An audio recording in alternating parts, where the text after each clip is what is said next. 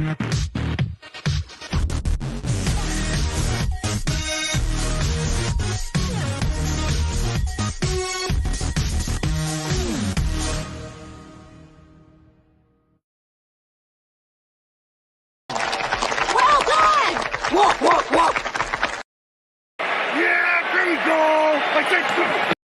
right, go. In 5, 4, 3.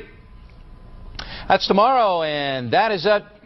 Okay. In 5, 4, 3. That's tomorrow, and that is it for us today. And we will leave you with a... I can't do it. Okay. We'll do it live. Okay.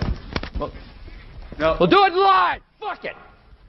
Do it live. I'll write it, and we'll do it live. Right. Fucking thing sucks. Let's fucking go. Let's fucking go.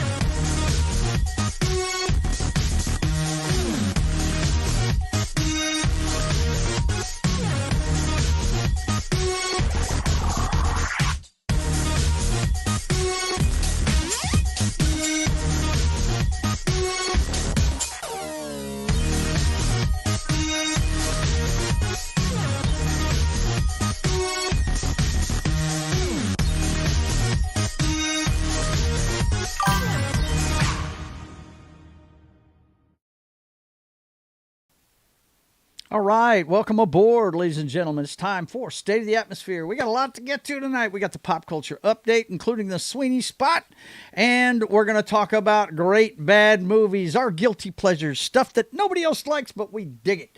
And we're also got the finale of Fallout Season 2. All that and more tonight on State of the Atmosphere.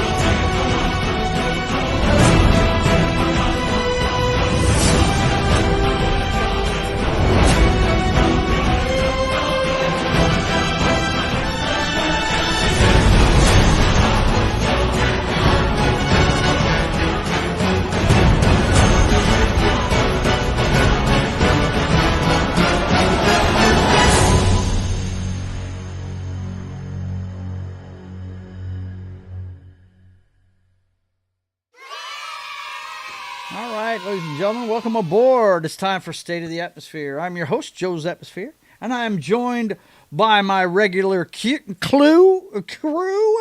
God, I can't talk tonight. I was wondering. I don't know what's up with me. Yeah. I talked to my dad today for the first time in a while, and I think it's got me all loopy. I don't know.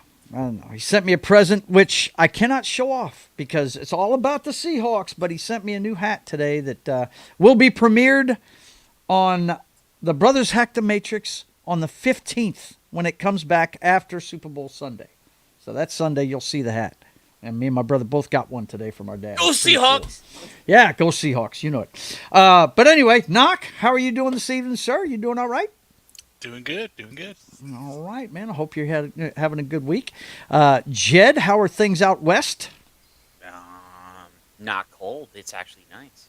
Yeah, So. well, that's good. We're about to have another freeze night tonight. We got Yeah. to turn the faucets on tonight. And speaking of cold, what's going on, John? How you doing? I'm doing pretty good. Yeah? What's the temperature there? 34. 34. And we got another cold snap coming tonight, right? Nah. Yeah. Now it's warming up. it's going to warm up for us. Really? We're getting one tonight. We've got a freeze warning for tonight. So get But anyway. this, it's 83 here right now. Well, if you live in a desert, that's the kind of thing that usually happens. You know what I'm saying? But that's not even hot. So Yeah, I know. It's supposed to be The kickbots are 67 on in Monday. already. Let me get rid of this guy real quick. There we go. Let's see who's in the house tonight to start off with. We've got, who was in first? Oh, check it out. He was in a little early, but he says, greetings, my excellent friends. Martin was here first tonight. Oh, okay. Yeah, he's usually not in this early, but we didn't have our regular show this afternoon, so we had to cancel Wednesday afternoon matinee. So, yeah, he was probably looking for something to do. You could have come hung out with us over here, Martin. You could, You can You get pop the in link every anytime week, you buddy. want. Yeah. Let's see who else is in here. Well, it's the hardest working guy in the business, Mr. Womack, and we got to introduce him. Womack. Why am I not surprised, you piece of shit? He says, I think Joe was drunk when he set up the time. Was I? Did I put the wrong time on there? Oops. I don't know. Maybe I did. I don't know. Let's see. It's good to see you guys. Yeah, here's Martin saying hello, Yeah, probably. Joe. What's that? What'd you say, Knock? Nothing. Nothing? Oh, okay. All right. Let's see. Oh, yeah, Demon Horde's here. He says, wee! What's up? Blah, blah, blah. It's good to see you, man. Thanks for coming back. Appreciate you, man. Let's see. He says, that was a good timing of the screaming guy after Jed's name popped up. I have the exact same reaction. Oh, that must have been the first time he saw the opening of the show. Yeah. Shit. E. Clay Thomas says, I love refrigerators. Yeah, look, dude. That's another knock on how long my entrance is. Look, let me tell you. Yellow Flash has the longest entrance I've ever seen. It's like 20 minutes. Wait. E-Clay's been over to the Roadhouse. He knows how long that intro is. Is that long? Yeah. Have you ever watched Yellow Flashes on Saturday night? He plays like his 20 minutes of videos, dude. It's His ridiculous. is longer than mine is. I have like 10 minutes. It's like Martin says kickbots matter. No, they don't. Yeah. No, they don't. They do not matter. And at Weird. one The point, stream remember- didn't start for me. Oh, I'm sorry, sir. I checked out everything. It's working. Everything. And Joe, if you remember, at one point I had 3 countdowns in there too. Oh, I know you did. Yeah. Yeah. For me, it said 1:41 a.m. That would have been an hour and 10 minutes. In an hour and 10 minutes. Okay. Well, I might have put the wrong start time on it. It's completely possible. It's completely possible. That's what But you know what time we get started, Vince. You know what's up. That's what she said. E. Clay Thomas says. Okay, boys and girls, you know what time it is. We start with the pop culture update, so let's get to it. Let's fucking go. Let's fucking go.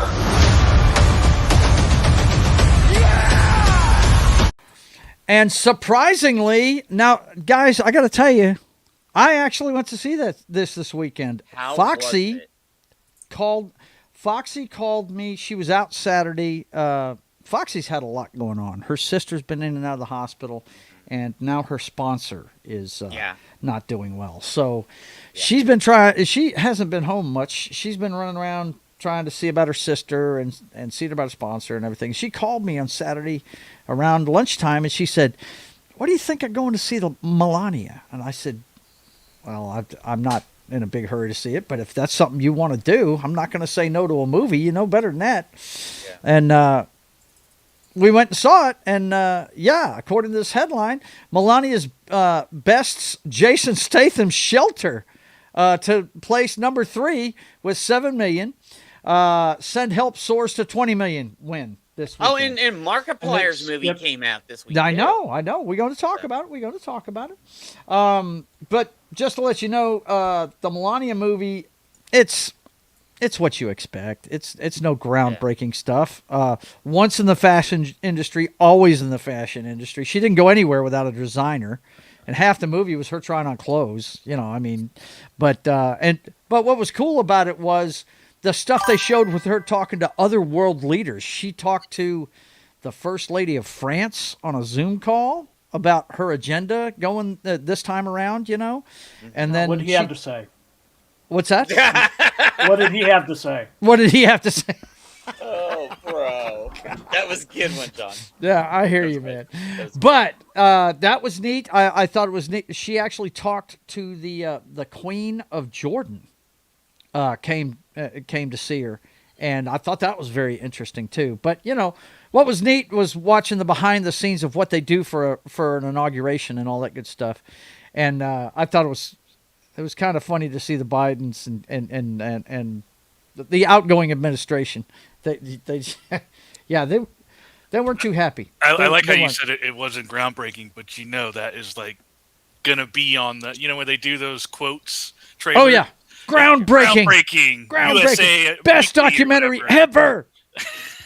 Number one in documentaries. That's just what I thought of when you said it's not groundbreaking. But it's we got guaranteed to be one of those quotes. Right. We got Send Help at number 1. That's the new Sam Raimi horror movie. Cool looking premise to me. The trailer looks cool to me. It's just not one that I'd pay to go see in the theater. Yeah. So, if I had a full access to my horror movie buddy Mark, shout out to Excalibur Comics, Cards, and Games.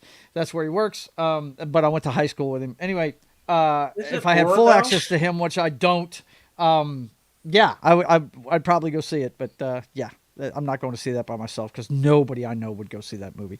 But the next one on the list there, Iron Lung, is the one that you're talking about. Markiplier put out. And had to distribute it himself. Nobody wanted to do this. Yeah, nobody wanted to touch it. And he made $17.8 Yeah, million look at that. $17,000. Wow, man. 17 million. 17 million, sir. Check your zero. Check your decimals, sir. Sorry, I didn't. And a budget of $3 million, by the way. Yeah. Yeah, that's amazing. He did fantastic. He's cleaning up. And that could really get him jump-started. If he wants to make more movies, he could probably do it off of that this one flick. So. I'm glad to see that happen. Me too. We need more people like Mark. That means that lowly YouTubers like me, I might have a future. Maybe. You never know. What can you do? Anyway. Wait, are we going to see Joe in a vat of blood? And no, if I have my way, you're going to see me as the old man privateer telling the story of the privateer. Yeah, you're gonna do the comic. That's what I want to do. You're just gonna be called the Old Lung. Got it. No, I'm gonna be narrating the story. Okay. God, you pain in the butt. Let's see. Number 4, Zootopia, still raking in the money. We're gonna have to check the total on Zootopia. It's still making money. Good movie. And Avatar: Fire and Ash is still making money too. They're down to about $5 million a week though. So yeah, that's where we're at box office wise. But yeah, I went and saw Melania and it was okay. My wife enjoyed it. My mother enjoyed it. We took Mom to it. They both were just giddy. They loved it. And, but me, yeah, it was okay. There's a lot of people saying, "Oh, it's crap and shit." And I was like, bro, it's not crap. Yeah, it's a documentary about the First Lady. What do you want? I know, and that's she's not pushing the button on the nuclear codes. Yeah, okay? that's what I kept telling them. I just said it's a documentary about her life, about fashion and everything else. Yeah, but does she jump out of a helicopter? No, she rides in a lot of helicopters. Get off my plane! Right? Right. Yeah. Where was that? Where's Henry Ford? Yep. Yeah, Vince, you're right. Suck it, Hollywood. Talking about Markiplier making some money, man. Kay is here as well. Good to see you. Let's see what else they're saying in here. Martin says, old privateer telling how communist reign. You spelled that wrong. It's R, whatever it is for reign of terror kind of thing. I think it's R. However you do Roman reigns. Yeah. EIGN. But we get the point. Is the true hero. Yeah. Right? That's crazy. But anyway, yeah, man. The parts with Trump in it were pretty funny, because you've seen it on the trailer where she's talking to him on the phone after the election, and he's just so great. It was such a wide margin, and blah, blah, blah, He talks to her the same way he talks to reporters, dude. He just pumps up everything like it's just the greatest thing since sliced bread. It's just too funny. Vince says, "Wonder why there wasn't a movie about the early life of Michael." I mean Michelle. Yeah, I understand. I know where you're coming from there, bro. Actually, I saw something saying that there is a documentary about her out there. I can't remember the name of it, but apparently it's gone up in viewership ever since the Melania movie came out. So Yeah. anyway, all right, boys and girls, let's see. We want to get the bummer side of stuff out first. So the first one I want to talk about in the obituaries this week is Sal Buscema. Now, if you're not a comic book fan, you're not going to know who this is. But those of us that read comic books have enjoyed this guy's work throughout the years. I remember him from his days drawing the Hulk. He's drawn everything from the Hulk to Spider-Man to Thor. I mean, he's drawn a bunch of different books, but Defender. I really like the article that Bleeding Cool put out about it. It had the announcement from Sterling Clark, who was a contemporary of his, and he had found out from his wife Joanne that he had passed away, and that's how we first found out about it, his post. And shout out to Bleeding Cool. I'm going to put the link up in the chat just in case you guys want to see it. Let me see. Did I do that right? No, I didn't do that right. Let me refresh that. There we go. Copy that. But the ones he's best known for are the Defenders, the superhero group Defenders. Love And no, those it's not books. like the Netflix Defenders. It's not Nah. that at all. It's the Defenders were the Hulk and Namor and Doctor Strange when it Strange. started. So And then yeah. you had some rotating members go in and out. right, there was several members in and Yeah. out, but Yeah. you had that one, and Those then you three had. were the core three. Right He there. did some work on Spider-Man, but he was more of a fill-in guy for Spider-Man. He didn't do long runs on that one. But Rom the Space Knight, I remember this one specifically because this was back when they were going to start doing toy tie-ins, and they had an ad inside the comic book about the toy, and you could go buy it by Parker Brothers. Remember that company? Do they still make board games? I remember they used to make board games. They got But anyway, absorbed. The other one they did was Micronauts. Me and Jed were talking about that earlier Yup. in the backstage They did. about that. So And I yeah, still have man. some of the original toys from that too. So. Yeah. Thoughts on Sal Buscema? Start with John there. What'd you think of his work overall, man? Well, I mean, he wasn't one of the most famous ones, but No. you could call him a journeyman. Yep. I mean, he did good artwork. It's just, he didn't catch, he wasn't one of the big name guys, Mm-hmm. He wasn't a Dick Coe. He wasn't, No. or anything like that. No, but I think he was respected in the business. I really do. Oh, yeah, he was. Oh yeah, extremely respected. The guy was a hard worker and everything. And like I said, I first got wind of him when I was reading Spider-Man in the 70s and early 80s when my favorite artist, Ross Andrew, was drawing it. And he did the fill-in issues. You know what I mean? Yeah.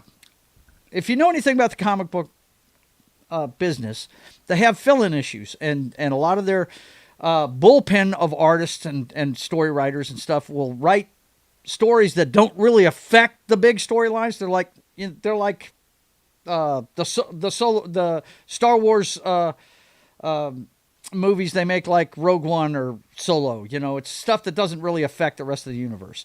And if they're late on a comic book, they have this to plug in, right? And that's what he did a lot of, especially with Spider-Man. But he did come up with the Defenders. That was his idea. And Rom the Space Knight, when they asked him to come up with an idea for that toy and that comic book, I think he did the first 20 issues of it. I remember collecting almost every issue of it, man. Yeah, I have Loved that one. long box over there. But I tell you what he was good at was drawing action. He was really good at drawing action, and I mean, you can see it on the cover. Of the On Defenders on right the there. Defenders, you can Yeah. see it. Rom, you can see it, but Defenders is my favorite book. Yeah, it was One. good. So shout out to him, Jed. What did you think of Sal and his career? Oh, dude, okay, so was this like 80, late 80s or something? Because I met Stan in 86, and then I didn't meet Sal till later on when I went to another comic convention, and Stan saw me over there. He goes, "I want to introduce you to somebody that I know you're gonna like."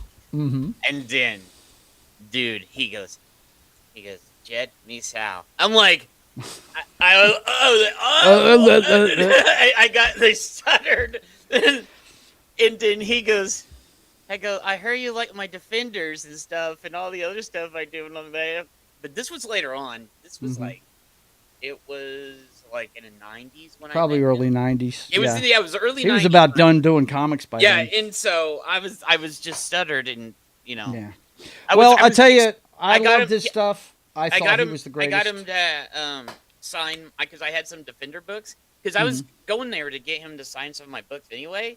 But then I got to have a special time and talk with him and Stan and a bunch of the other guys over there from Marvel back in the old crew.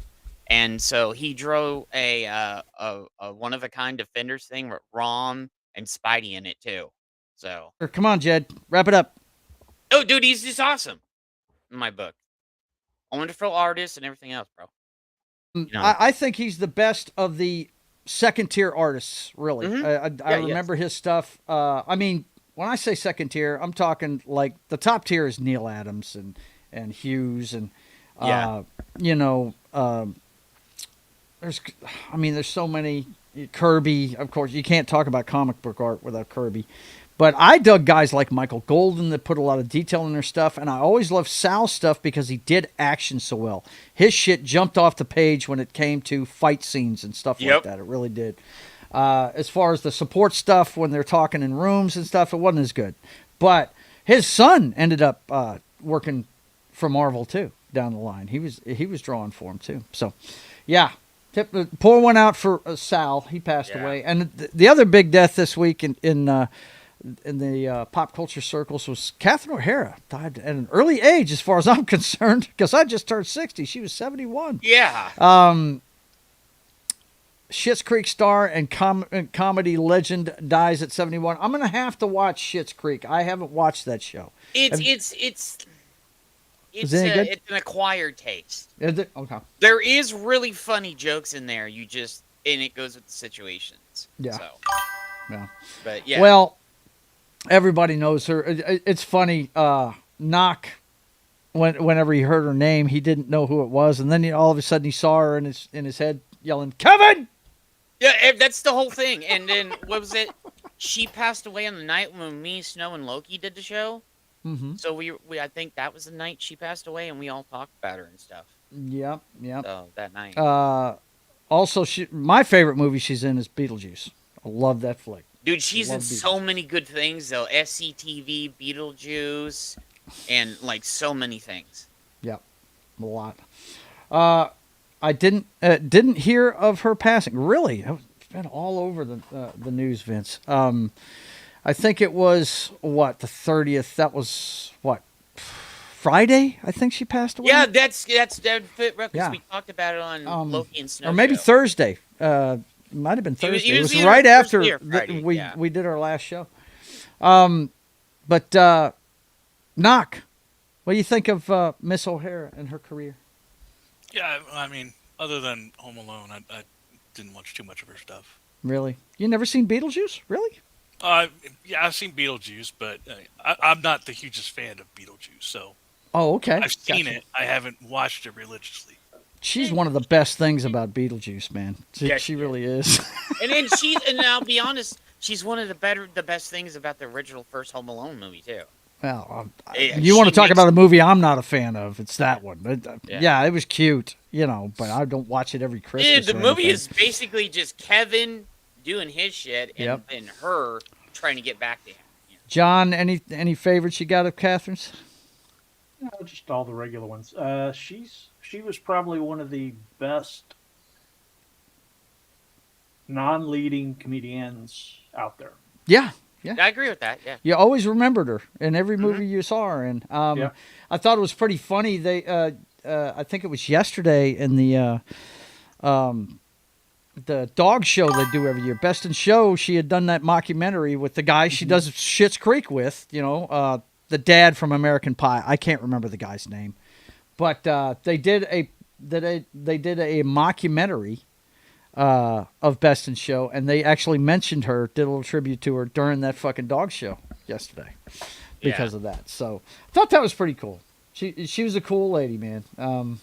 Very, very sad to see her go, especially at such an early age. They didn't say what she died of, but yeah, pretty cool. Yeah. Speaking of award shows and things, TV ratings, Grammys draws 14.6 million viewers, decline in final year on CBS. The audience for awards falls about 6% from 2025. I didn't watch it. Did any of you guys watch this this year? Nope. I watched a few minutes of it. My wife was watching it. The only good thing that I liked that I saw was the tribute to Ozzy. Yeah, I heard the tribute to Ozzy was good. One of our local radio personalities said that was good, and there was a tribute to Roberta Flack, I think. I think there's a tribute to her, too. That. And there was one guy that got a Grammy, and apparently the dude had done time in prison. And he got up there and was, hollering about Jesus and everything. He's why he's here and all this stuff. And you just didn't see much of a reaction from the crowd when he was doing it. And I was like, wow, man. Yeah, that's I could go on about that. That's the state of things. Yeah, for sure. Yeah. But yeah, I mean, I've never watched the Grammys anyway. I've never. I like music. Don't get me wrong, but a lot of the times, it's just, it used to be I'd watch it for the artists that were gonna be playing at it, but I don't know. Music's just taking a nosedive as far as I'm concerned. But the Grammys were a joke when they gave the best medal to Jethro Tull. Yeah. That's a long time ago, man. Yeah. Medal for a flute player, huh? I don't know about all that. But anyway, and who knows who's going to pick that up. It'll be one of the streaming places. Who knows? Yeah. Who knows? Amazon. We got news about, in the wake of KK getting replaced, we also got news that there's a new CEO at Disney. Apparently, it's Josh. Tell me if you've heard this one before. Bob Iger picks the guy running the parks to take over Disney. He's not going to be there long. I say 8 months to a year. Hey, all I'll say is us white guys, we're still pulling strong. Here we go. We're still winning. We're still winning, folks. He's getting paid more than he is, and he's the CEO. Yeah, there you go. I think. Still winning. Yeah, still winning. lead. Look, check it out. To Jed's point, hang on. They're setting up the company now like they do every wing of the company now. He's not the only person in charge. Apparently, Dana Walden is going to be named President and Chief Creative Officer. She's in charge of every single thing that comes out. Movie, TV, television, all that shit now. Right. Yeah. Good luck. Because she's a certain person that ran for president's BBF. Yes. Listen, yes, she knows how to go to a Coldplay concert and not be seen. I was fixing to say, when I saw these two, now I didn't see this picture first. Yeah. I saw the two of them standing together, and I was like, how soon is it going to be before they're on the kiss cam? Those hands are totally touching right there. They're totally going to backdoor her into him when he messes up. And phrasing, Jim. Calm down. She lives door? 5 minutes away from Bob. Yeah, I've heard a lot of people in our sphere talk about how they're going to. They're going to backdoor. Yeah. There's an over-under how long he's going to be in his spot. If you've seen some of my tweets when it all came out, I was like, they were like, oh, Jen. But Knock, I thought the same thing when I saw this picture, dude. I did. I was like, how long till they go to a Coldplay concert together, man? What the hell, dude? Apple or Elon is going to buy Disney within the next 3 years. Yeah, look, I wouldn't be surprised. We're going to see a lot of the guys that cover this stuff said that once the streaming wars were over, and they're pretty much over, and Netflix has won the fucking thing, that there was going to be a lot of mergers. A lot of these studios are going to merge, and we're seeing it play out in real time. We really are. Yeah. Oh, man. Fuck Headquarters 2005 is here, but that's not his real name.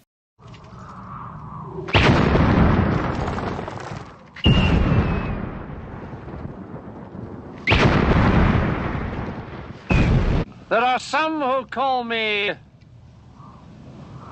Tim. And Tim, of course, comes in with a hot, here we go. And we can't get enough of this anyway. Yeah, there you go. Let's fucking go. Let's fucking go.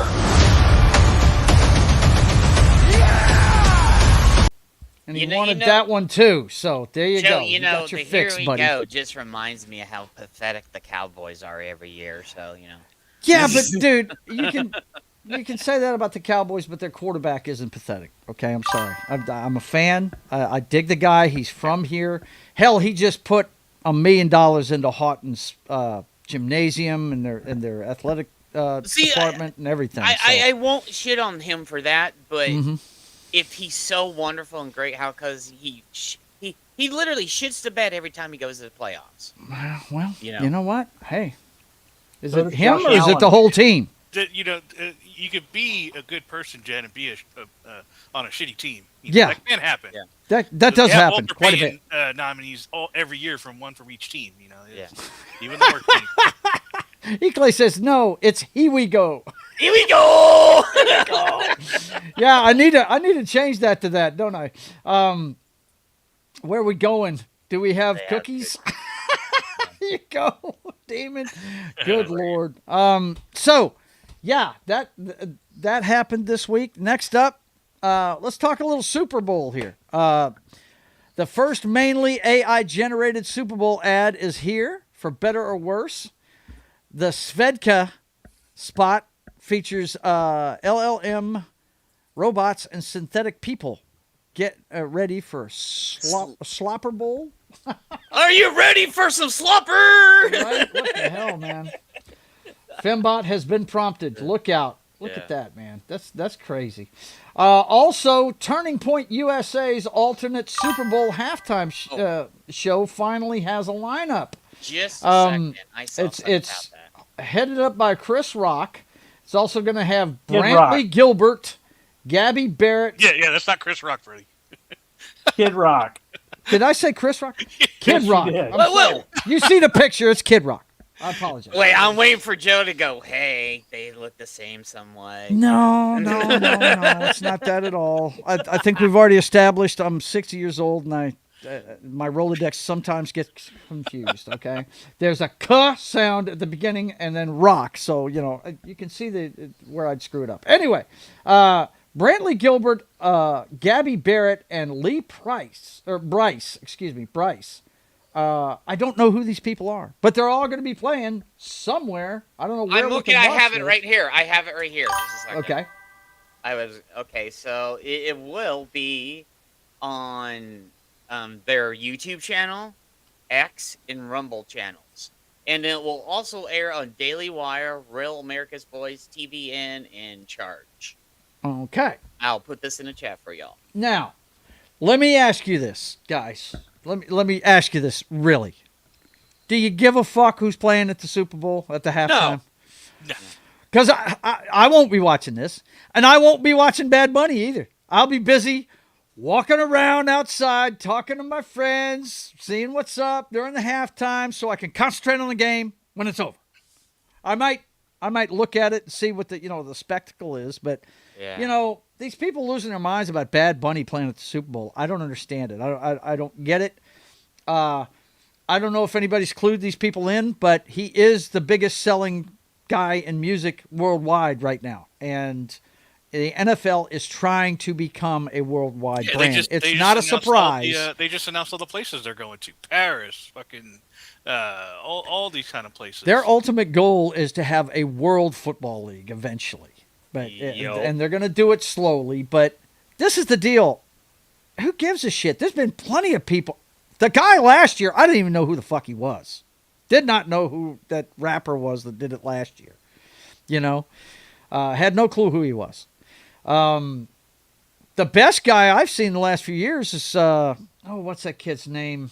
He does a lot of good music these days. I can't remember his name, but I'd have to look up who's been doing it. But he's been on a couple of them. I think he showed up on Beyonce's one, and he had one all by himself too.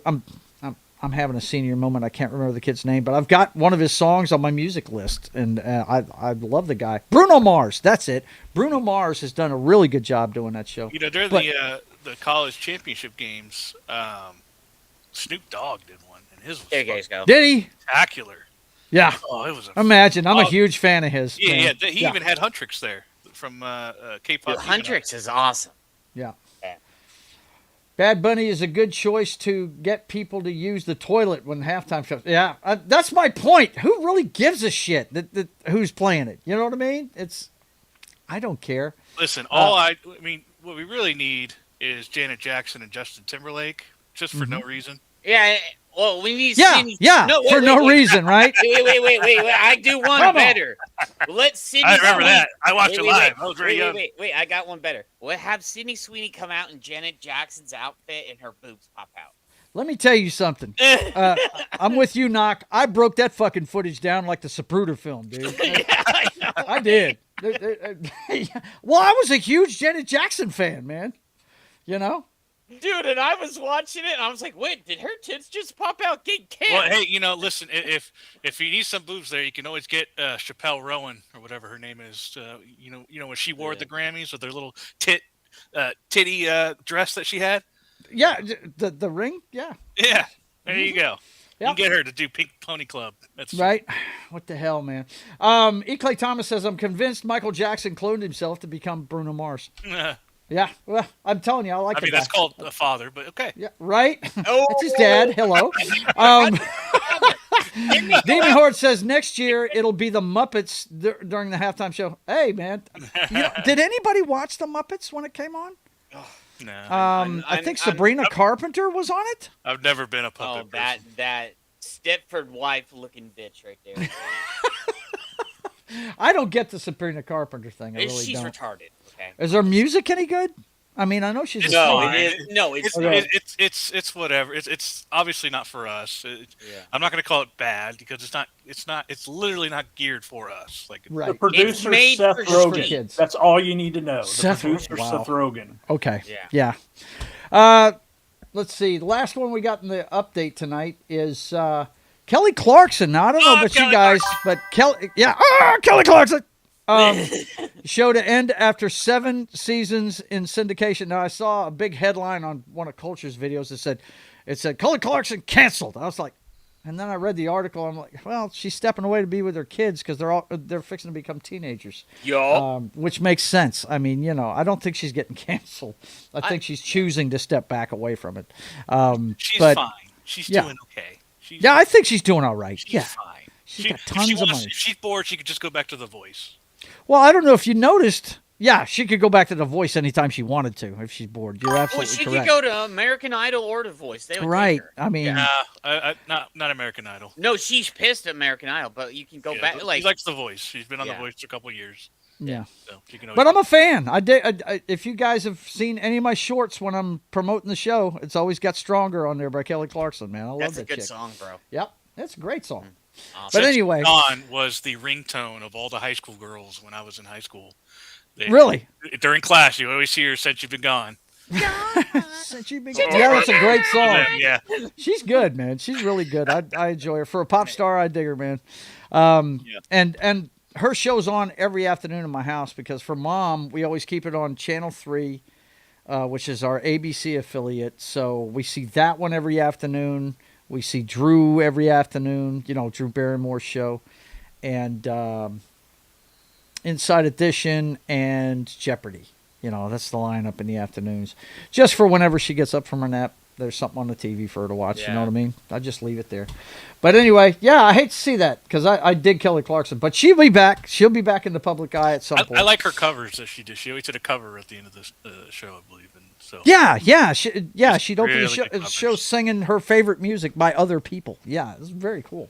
Okay, so you know what time it is. Before we get into the meat of the show, we gotta check in on everyone's favorite blonde these days. How do you want me to handle the Sydney issue? The Sydney issue? Well, we should have a consensus on how the White House is going to handle it.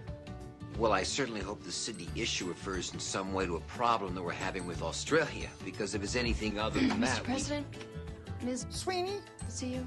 Have her come in, please. I am finished here. Yes, sir. There is no Sydney issue.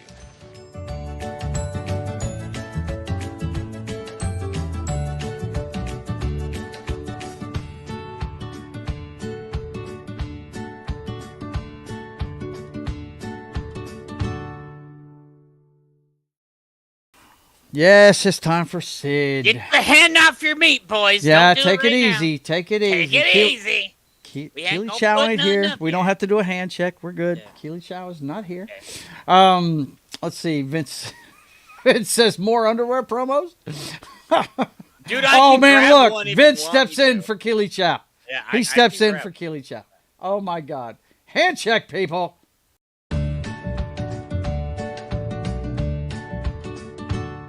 All right. All right. First one we've got for Sydney tonight. We've got Sydney Sweeney reacts to being called MAGA Barbie. Online, I know what I stand for.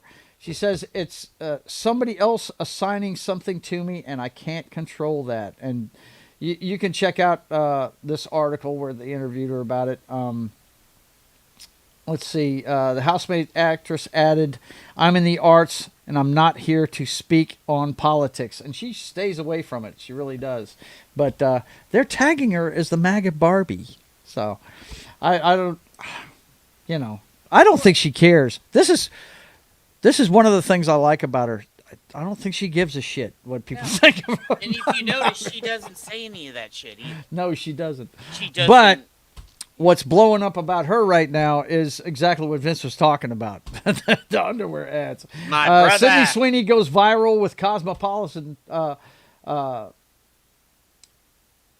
photo shoot, and this is what was on the Cosmopolitan layout there. Damn! Gosh. Wow. We need the Friday meme. Damn! Right? Yikes, man. But anyway, this if you want to see more of it, you just head to her the real Chris Rock you're talking about? What's that? No, not Chris Rock. No. No. Okay, so this was a playback, Joe. Okay. Remember when you said Kid Rock, you said Chris Rock? Yes. Yeah. Then Jed just brought up the damn meme. That's Chris Rock. Yeah. No, that's Chris Tucker. That's Chris Tucker. Is that Chris Tucker? Yeah, that's Chris Tucker. See, even Knock can fuck it up. There you go. You fucked it up, even Knock. Come on, man. But this is the photo shoot she did for them. It's conservative, kind of. It's really weird. Some of the stuff she wore for this thing. Oh, I'm sure you are. I'm sure you're absolutely okay for this. But yeah, she's. Let me tell you something. She's gonna make as much with that moneymaker as she can while she can. And she's a businesswoman, and she's I am not mad at her smart. for it. Yeah. Yep. Not mad at her for it. Nope. And that's behind the scenes. I'm not going to play the music and stuff behind it, but that's behind the scenes of the shoot. But yeah. This is all on our Instagram. You guys can go check it out whenever you want to. And then she's got some other stuff, I think, from CERN, her lingerie company she's doing. Dude, that was Take it easy, Jed. Yeah. Hand check, Jed. No. Bro, your girlfriend's watching, Jed. Watch it now. So. Shit. She's the only one out of all of them. Like, oh, she's talking about other girls. There's another one from CERN. She got another video up there from CERN. And I'd play the audio, but there's music and all that good stuff. So yeah, it's 70s porn music. You know how it goes when you're selling lingerie. All she needs is like the library in black glasses when she opened up that thing. Damn. Right. Yeah. That's all she needed. Okay. She got that, and then there's a bunch of pictures from that video shoot. So, yeah, man. Go check out her Instagram. You can check out. Look at this. Come on, man. What's up? Dude, she's brilliant at this shit, man. Yeah, she is. She's really good at it.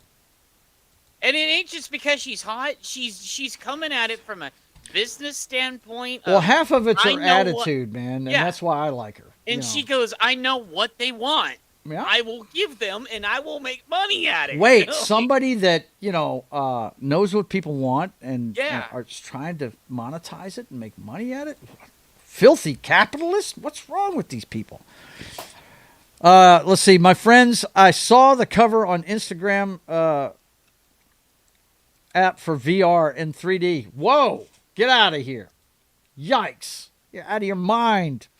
It's Playboy-style photos, classy and totally not hustler. Absolutely, which is what I'd prefer anyway. Old school Playboy, not new. Nothing wrong with that.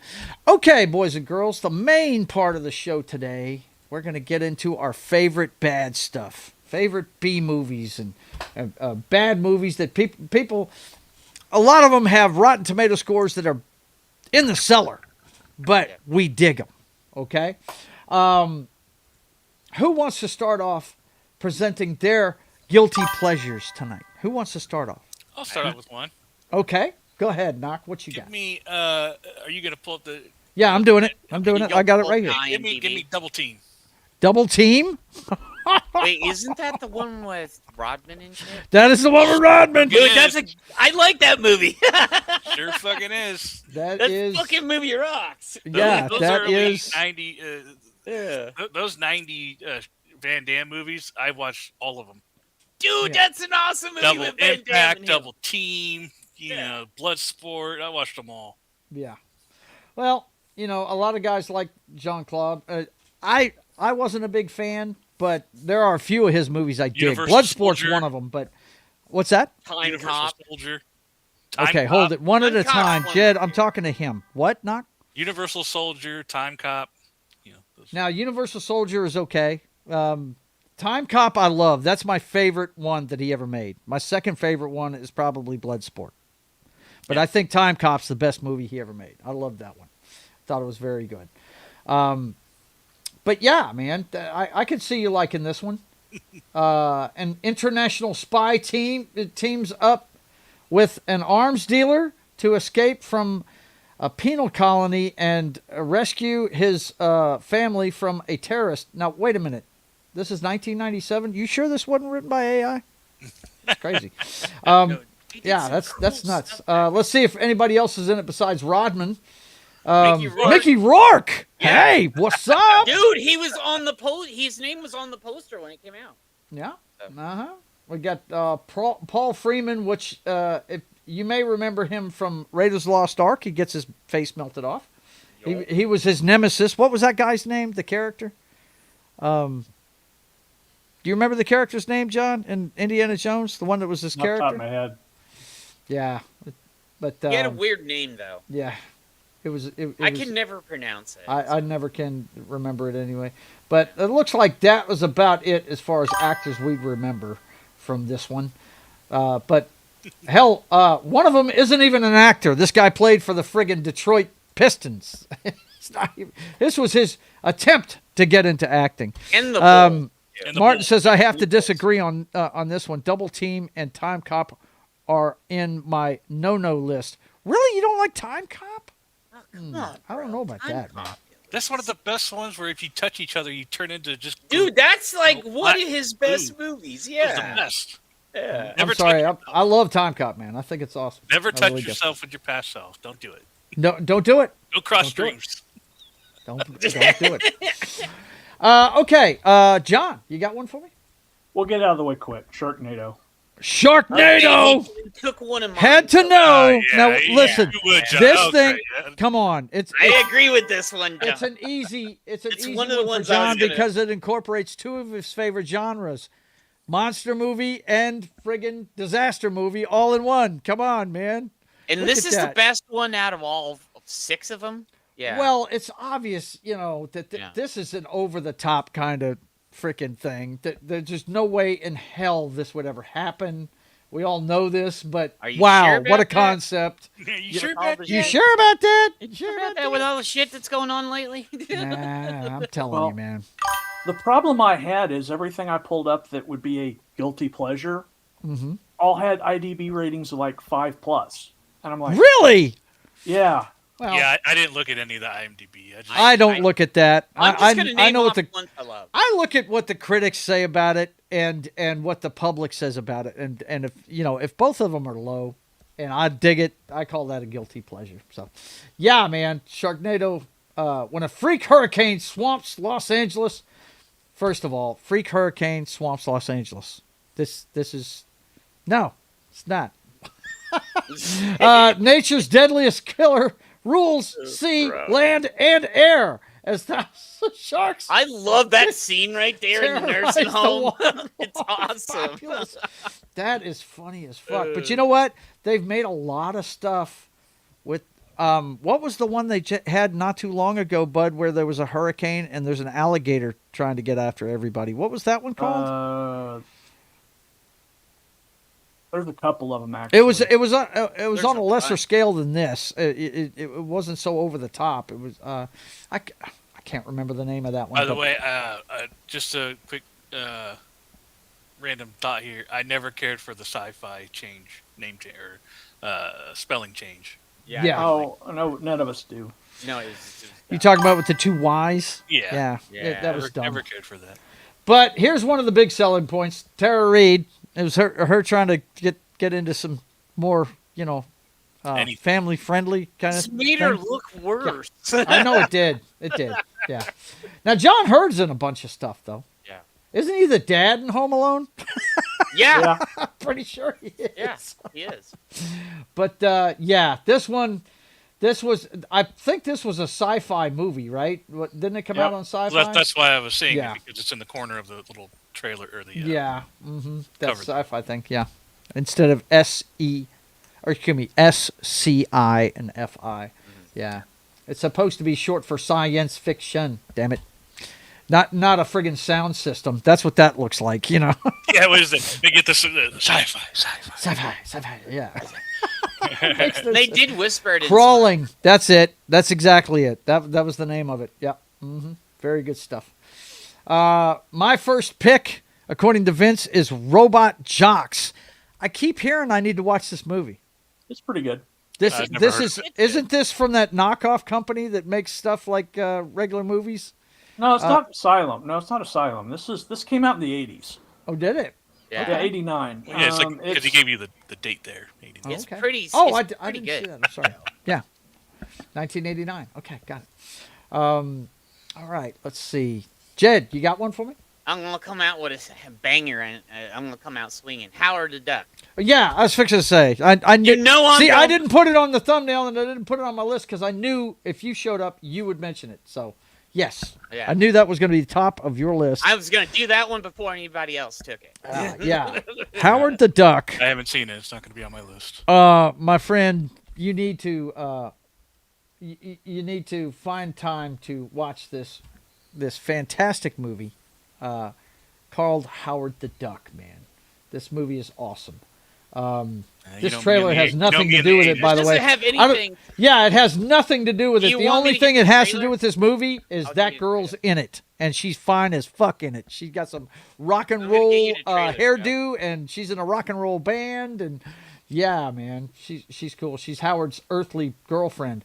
A sarcastic humanoid duck is pulled from his homeland to Earth, where he must stop an alien invasion with the help of a nerdy scientist and a struggling female rock singer. Guys, this movie is off the chain. It really Let me is. get it real fast so Knock can see it. What's that? I'm getting the trailer so Knock can see it. Oh, we're not going to... We don't need to put it on tonight. Okay. But I'm good. 80s movies are not my thing. 80s movies are not his thing. But one guy we just watched recently on one of our... a new series of watch-alongs.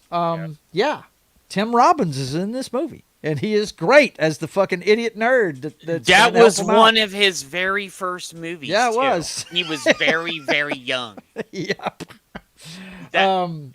And yeah, he's fantastic in it, man. Him and Howard have great banter, dude. It's pretty cool.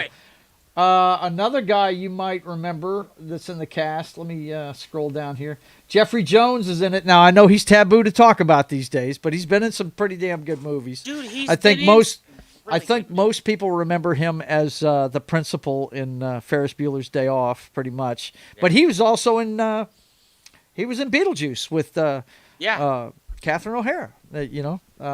So yeah. But this show is off the chain. Dude, it's so. I understand why you've got it on your list, bro. It's a guilty pleasure for me too. It's just not up there in my top 5. Oh, that's one of my top 5s. Yeah, look.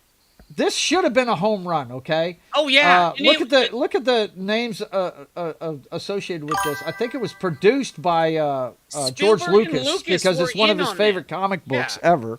This was the original Marvel movie. Yeah, this is one of the. It probably was. They made it was one of the earliest ones. I mean, they made several other ones, but yeah, Howard the Duck. That's a good one, bro. All right, let's see. Let me go ahead and. See what they're saying here. Robot jockstraps? What? But that scene, oof. Controversial opinion. Andy Dufresne was guilty. I don't even know who that is. Dufresne. We just from Shawshank Redemption. Okay, got you. Yeah. Okay, got you. I got you. Was guilty? No, he wasn't guilty. He wanted to be guilty. He was wanting to do that, but he didn't do it. He didn't follow through. Let's see. Arena, 1989. Arena. Let's see what he's talking about. Demon Horde. Arena. 1989. Here we go. Here we go. Here we go. Arena. Man versus monster. Bro, a human becomes an unlikely rising star in the biggest fight tournament. Oh, wow. In the galaxy that's dominated by alien species. Wow, that sounds like a cool premise, man. Let's see what the score. 5.4. I like how all the guilty pleasures so far, for the most part, have been from the 80s. Right? Hey, Demon, I'm shocked you didn't do Damn, look at that punch. Velocipaster. She is thrown down. Yeah. You know what this looks like? It looks a lot like Shane Davis's comic book. Because he does a comic book where aliens are in a fighting tournament, you know? But yeah, that's a cool one, man. I could see where you'd be digging that one. That's for sure. My first one is going to be, and I'm going to start with my favorite one and work my way down because... Yeah, that's what I did, too. We're going to... we still got to do Fallout tonight, so I'm keeping this kind of on a time clock here. Let's see. You guys have heard me talk about this series of movies forever, Twilight? But I mean, with the kind of cast this movie has, how it wasn't a home run, I don't know. But IMDb rating of 3. Yes. Uwe Boll's classic Blood Rain from 2005. I mean, look at this cast, man. I want you to see this cast. Tell me, how did this not make a shit ton at the box office, failed, man? and they had a good cast. Yeah. Christina Loken, who probably best known for being the female Terminator in Terminator 3 Rise of the Machines. That's probably what she's best known from. But she's Rain. And Ben Kingsley, Academy Award winner, playing Kagan, the bad guy. Michelle Rodriguez, when nobody knew who she was. Michael Madsen, the veteran Quentin Tarantino actor. There's just Michael Pare, who they tried to make a thing in the 80s and it didn't work out for him. Oh, no, he did. But I dug him. Billy Zane, who played the Phantom. Meatloaf, the singer from Rocky Horror Picture Show fame. How did this not make a gajillion dollars, man? Because of Hugo. How do you say his name, John? Uwe Boll. Uwe Boll. That's the reason why it failed. Yeah. Uwe Boll. If I remembered right, he did a Far Cry movie too. Did he? I think so. I'm not sure. Because there was a Far Cry. Hang on. Was it him, John? Yeah. Yeah, there was a Far Cry movie, and that was just oof. And look who's in it again. He must have some actors Yeah, he likes see, to Far work Cry. with. And I Yui watched Bowl. it when it first came out. Wow. I was like, oh, they're doing a Far Cry movie. Cool. Bro, no. No. So what you're telling me is if you have a video game, do not let Yui Bowl get the rights to it. Yeah, dude, Exactly. he'll destroy the whole fucking movie, man. Let's see. What are we saying here? Vince says, Ultraviolet. I'm with you on that one. I'm with you on that. Yeah, that's one of mine. Definitely. That's on my list. We'll talk about that one if we have time. But yeah, that's definitely on my list. Let's see. Demon Horde says, I mean, hey, look at Eternals. That should have been huge, but it should have been huge. But instead, I used the movie to take naps. Yeah, no doubt, man. No doubt. Yes. Okay, let's see. Yes, I like the Far Cry movie, and yes, it was Yui. Yeah. Martin likes that one. Very cool. There's some good elements in that, Joe, but it fell flat. Yeah. You know? He also did Alone in the Dark. I haven't seen Alone in the Dark. I don't think. But anyway, Knock. What's your next one? I'm gonna go with Planet of the Apes, Mark Wahlberg. Really? Yeah, a lot of people didn't like that one. But I'm with you on liking it. I did, even though the whole dynamic with Mark Wahlberg and Helen Bonham Carter is a little off. Yeah, it's very off. Yeah. Of course, Jed would like that because he's a furry, but I ain't no fucker. I hated this movie. I was there when the first night on the opening when this. I enjoyed the soundtrack to this so much that I actually got the CD for it. Yeah. Marky Mark and the Monkey Bunch. There you go. Yeah. The soundtrack was by far my favorite thing of this, and but yeah, I don't know. I just liked it. That was the best thing about the movie was the soundtrack. I think the makeup was comparable to the originals. I thought they did a great job on the makeup. It wasn't CGI. It was actual makeup. I thought they did a great job on that. I just didn't like the way it ended. They tried to replicate the iconic ending of the first one, and it just fell flat. Especially, I mean, there's so many ways you can read a monkey Abe Lincoln. It's just... Yeah, and I was like, they picked. That was a fall on your face moment right there. I just in did not the get minute that. that people found that out, that movie just went. Great makeup, horrendous script. I loved. Now this is another Quentin Tarantino actor. I loved Tim Roth in this movie. I thought he was great as that evil general. He was fucking fantastic in that role. Michael Clark Duncan in it. Yeah, Michael Clark Duncan was good as at his. Look at this cast: Paul Giamatti. Yeah, it's a great cast. Yeah. David We just Warner, lost him this year, right? Chris Christopherson. You had good people. David in this Warner. movie. Yeah. Wow, man. I mean, yeah, they had a lot of people in that flick. They did. And it just fell on its face. And Tim Burton was the director, right? Yeah. Yeah. It should have been a no-brainer, but a lot of people paying this movie, man. A lot of people that are ape fans. I mean, fans of the franchise really don't like that one. Very different attitude about the series that we have now. I mean, the one that's going on now, that one started off really good with the James Franco movie. What was the name of the first one in that series? Was it Rise of the Planet, I think? What's the name of it? I think it was. You know what I'm talking about, right? The current series that they're doing? Yeah. With the CGI apes and Caesar was the main character? Well, that was the trilogy, yeah. But now we're in the future. The latest one was like, what, 100, 200 I years liked Kingdom. I thought that was good, man. Yeah, I thought it was fantastic. I enjoyed it. It did decent. I think it, 400 or 500 million. I think they kind of dropped the ball with the end of that one, too, though. I don't understand why they were looking to space. I really don't know why they were doing that. It's really strange to me because get the humans back. Humans gotta I come understand that, but I mean, it's just Earth is Pandora now.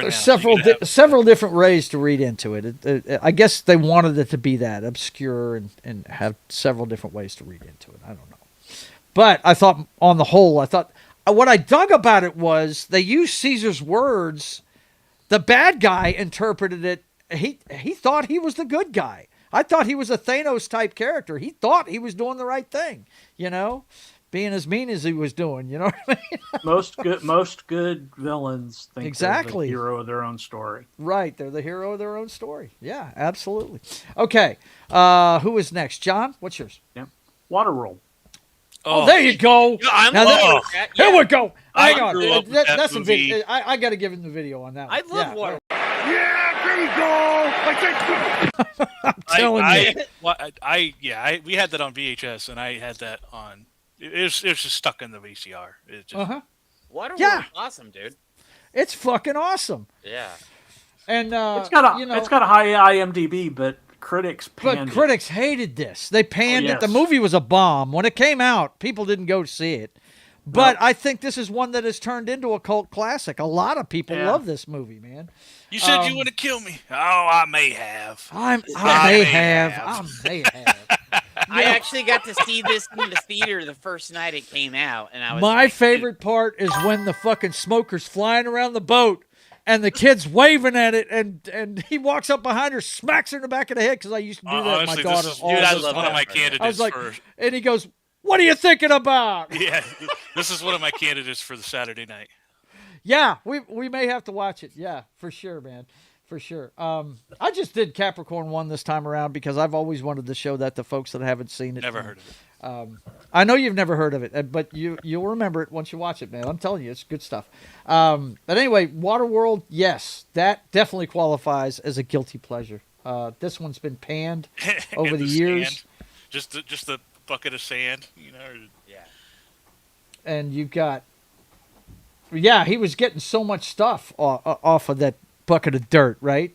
He was a rich guy. Costner's in it. Jean Triplehorn, who she was in a bunch of movies back then, but she don't see her doing. she didn't have a huge career. Dennis Hopper, who is fantastic in everything he does. I mean, let's face it, the guy's iconic. Even when he was Koopa in Mario Brothers. Right. But the rest of them, they're pretty much Costner's regular guys that do his stuff. I was surprised to see this guy in it, but yeah, most of these are Costner actors that are in most of the stuff he does. But what a great movie. That kid knocks it out of the park. Let me see. She was on the left side, about 7, 8 down. Really? Yeah, there she is. Yeah. I don't know if she's made anything since, but she was great in that movie. She was fantastic. I loved how she pumped the guy up to the rest of them, telling stories about him, making them scared of him, It was pretty cool. I dug it. Okay, Jed, what you got? Okay. I don't know if people have heard of this one, but Overdrawn at the Memory Bank. Overdrawn. Yeah. At the John, Memory do you know what I'm Bank. talking about? You see Yeah, Mystery Science I don't- Theater and stuff, right? Yeah, I'm not. It was I'm not one of really Raul big on this one. Julia's first things. Let's see. I actually love this movie. I'm seeing a lot of Overdrawn stuff, but At the Memory Bank. It started on Mystery. It started as a public broadcasting thing, but then Mystery Science Theater brought it in, and it got a huge following after that. I'm just not seeing it here, bud. Here, let me get it. Yeah, if you've got a link for it, go ahead and bring it up. But you said raw. Overdrawn at the Memory Bank with Raul Julia. Mm-hmm. Yeah. Okay. And then when Riff Tracks came back, they redid it again. Let me hit Raul Julia and see what I can find. Yeah. Overdrawn at the Memory Bank is. Yeah. FYI, the original team behind Mystery Science Theater 3000 has Kickstarter right now. Really? Mm-hmm. Raul Julia. Okay, let's check his filmography. You know about what year it was? Yeah, it was 83. 83? All right. And I got the link right here, Joe. It's not in here. I got the IMDb. I got it right here. Okay. All right. What did you put it in the? I'm putting it in there right now. Private chat. Private Yeah, chat. right there. Okay, I got it. Hang on. And I'll pull it down here. Overdrawn at the Memory Bank. Yeah. Okay. Oh, shit. That's right. I'm sharing a tab. Hang on. Let's see. Dead air. Okay. I know. I'm working on it, man. What can I tell you? I couldn't find it. That was a tribute to Highlander. Oh, gotcha. Yeah. My brother, who will be back the Sunday after the Super Bowl. Overdrawn at the memory bank, the mind of a computer programmer forced to take a virtual vacation is removed by a totalitarian government and accidentally trapped in the virtual reality simulation. He must find a way out before he expires. Okay. Dude, it's the first time I saw this. TV show? It is a TV show. No wonder I couldn't find it. It's from a TV show called American Playhouse. It started out as a TV show, and it was just in parts, but then when Mystery Science Theater grabbed it, they put the parts all together to make a movie. Huh. No, when it came out from there, it was full. It was a full hour and a half, or whatever it is. The first time I saw it on PBS, it was in parts. Huh. Yeah. Well, the episode aired on February 4th, and let's see where you can watch it at. Let's see if you can watch it anywhere. It looks like Amazon. You search you can Amazon. find it all over the place. You got 2.4 though. Woo. 2.4. That may be the lowest one yet. Good job. Good job, Jed. Dude, I know bad movies. I love them. I love riff tracks. I love, Mystery Science Theater, man. Yeah, I hear you, man. I hear you. Well, it sounds like a good one. Okay, my next one is going to be, it's also based on a video game. You guys have seen me play it on this channel. If you're Blood Rain. No. I just showed Blood Rain. Oh, no, this is another one. This is One Chambura, the movie. Oh, shit. And if you know video games, that's One Chambura Bikini Squad. That's right. The girls that go running around in bikinis, slicing up friggin' zombies with samurai swords. Yes. Gee, why would you like that? I don't get it. I'm not making the connection here. You're not making the connection? Come on, bro. The red-blooded American male. Thank you very much. In the year 20XX. In the year 2000. Right, in the year 2000. A mysterious scientist discovers a way to bring back the dead, only it turns one town into a zombie-infested hellhole. But when the world falls into ruin, only one woman, her trusty katana and sexy bikini can save them. I've actually watched. As she takes down one zombie after another. My God, how long is the... Okay, now this is just crazy. She also pursues the younger sister she wants to take to task for killing her father. I think that should be it. Yes, there it is. Okay. My gosh. I was trying to scroll it down. Remember, we found out that if you get it small enough, it'll have the whole thing. But yeah, the star of it is Eli Otaguro. And you can see why I like this movie. Yeah. I've actually watched it. Well, dude, I own it. I've watched this a bunch of times, dude. It's a great movie. But this is one of my guilty pleasures. I like watching this one. Look, the production value, it is worse than Yui Bowl. It is bad. It is extremely bad. But like I said, and you won't know any of the stars of this. You might have seen some of them in some of the other movies you've seen from Japan. But yeah, this is one of those ones that I love putting on and just chilling to when I'm doing something else because it's a lot of fun. And you can watch it on Tubi anytime you want to. What's up? Yeah. Oh, and here, for people that want to watch Overdrive in the Memory Bank, on Mystery Science Theater, they have it up there. Oh, do they? Okay. I just put it in the chat so you can go watch it on Very MSK cool, man. Very YouTube cool. site. Okay. Knock. Next. I'll give you my last one. Yep. And this is a TV show. Okay. And it is a guilty pleasure. Glee. Yeah. Yeah. Now, see, my wife loves Glee. She loves it. Okay. And I've seen the entire series because she sometimes wants to get into it and watch it, man. Yeah, if you like musicals, this is the TV show for you, man. Especially mashups. That's the thing I dig about this show is when they do mashups of certain artists. And I'll say that's basically why I like the show. To me, I don't know. I don't really consider it's not a musical because it's a competition singing. It's So a high school drama. Yeah. yeah, is. it's not like they just burst out into a song. Like they're singing in settings that you would actually sing songs in, like a classroom or on stage. Like there, they don't. Right. It's like not Pitch Perfect, the television series. Yes, is what correct. It is. Yeah, it's not like High School Musical where they just break out into song and dance for the most part. Right, If they do, it's staged. They know they're doing it. Yeah. And there might be a dream sequence or something where it actually happens, but that's about it. Yeah. Yeah. Flash comes from the show. Grant Gustin. Who? Grant Gustin. Yeah, the Flash. Yeah. So and Melissa Benoist, who's Supergirl.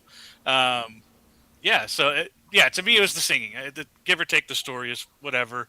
I think the craziest thing is how 3 of the people in that cast are passed away. If not, I was gonna say, you Naya want to talk Rivera, about a could be a cursed set. Yeah. One of them's committed suicide, hadn't he? Well, he was indicted for was it statutory? Yeah. Right, or something like Gotcha. He was a freaking teenage Yes. dream guy, and probably had a lot of young ladies DMing him. Got it. And he spoke back apparently. I don't know the full story, but yeah, he basically offed himself in there. And then Naya Rivera, who was gorgeous, by the way. Yeah, she is. She drowned, saving her daughter in a lake. Yeah, or something she did. Like that. Mm-hmm. And then Corey Monteith, who was the main character, this show would have kept going if he had still been in it. I think his was a drug overdose. Yep. Yeah. Crazy. I couldn't stand this bitch. Hated her. Hated her. Yeah, she's well, you were supposed to hate her. She was a pain in the ass. That's she was the most talented singer, and she knew it, and she was a pain in the ass about it. Yeah. But I've got to tell you, the part of the show I loved the most was Jane Lynch as the coach. The evil coach trying to get the fucking money from their program the entire time. Too fucking funny. Matthew Morrison's really good as the teacher. This kid was really good, Chris Colfer. His art was pretty freaking awesome. Yep. Mark Salling, he's good as the punk. Yeah, that's the one who offed himself in prison. Yeah, it's a shame, man. Yeah, Harry Shum and Heather Morris, those were the best dancers in the show.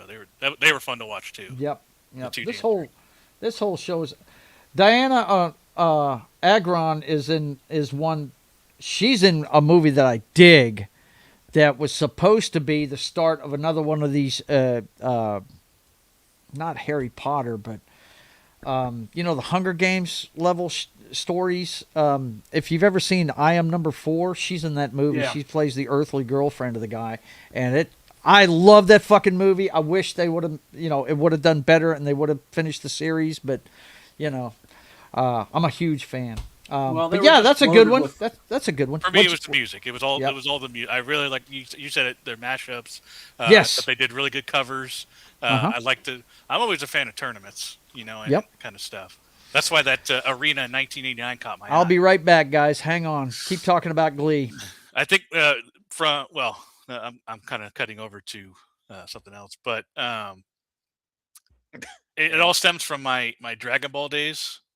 I'm always a fan of tournament style, shows or movies, or sequences or arcs that have tournaments in them. So, I don't know. You mean the Dragon Ball Z days where they take 6 episodes to do something? I'm back, guys. Oh yeah. Yeah, that's the charge up. Those are the filler charge up episodes. Yeah. I can legitimately post on Facebook that I'm marked safe from Glee because I've never seen an episode. It's not that bad, man. It really isn't. It's exactly what you think it is. Yeah. It is. It literally is. If you've seen Pitch Perfect, that's what you're watching. Pretty much. It's that. Yeah. Okay. So, Jed, give us one more. I mean, we could go on with this for hours. I could tell you. Okay, so I have the. What did I skip over you, John? Yeah. All right. What the shit? Hang I was on, wondering Jed. why you're coming back to me so soon. I'm sorry, my mom threw me off there. Go ahead, John. What you got? Since we're wrapping up. Yep. This one's kind of a 3-in-1 because I really can't pick a top one, but they're all by the same director. Okay. 2012, The Day After Tomorrow, and Moonfall. I'm okay. That's good. Is Wait a Dan minute, wait. not love? Okay, 2012. He's basically talking about. Oh my God, I know the Roland guy's Emmerich. name. Roland Emmerich's End of the World trilogy, basically. 2012 is I dig that movie. It's cool. Is that the John Cusack one? Yeah, that's the one with John Cusack, where global warming's going to kill us all. Yeah, that's it. Yeah.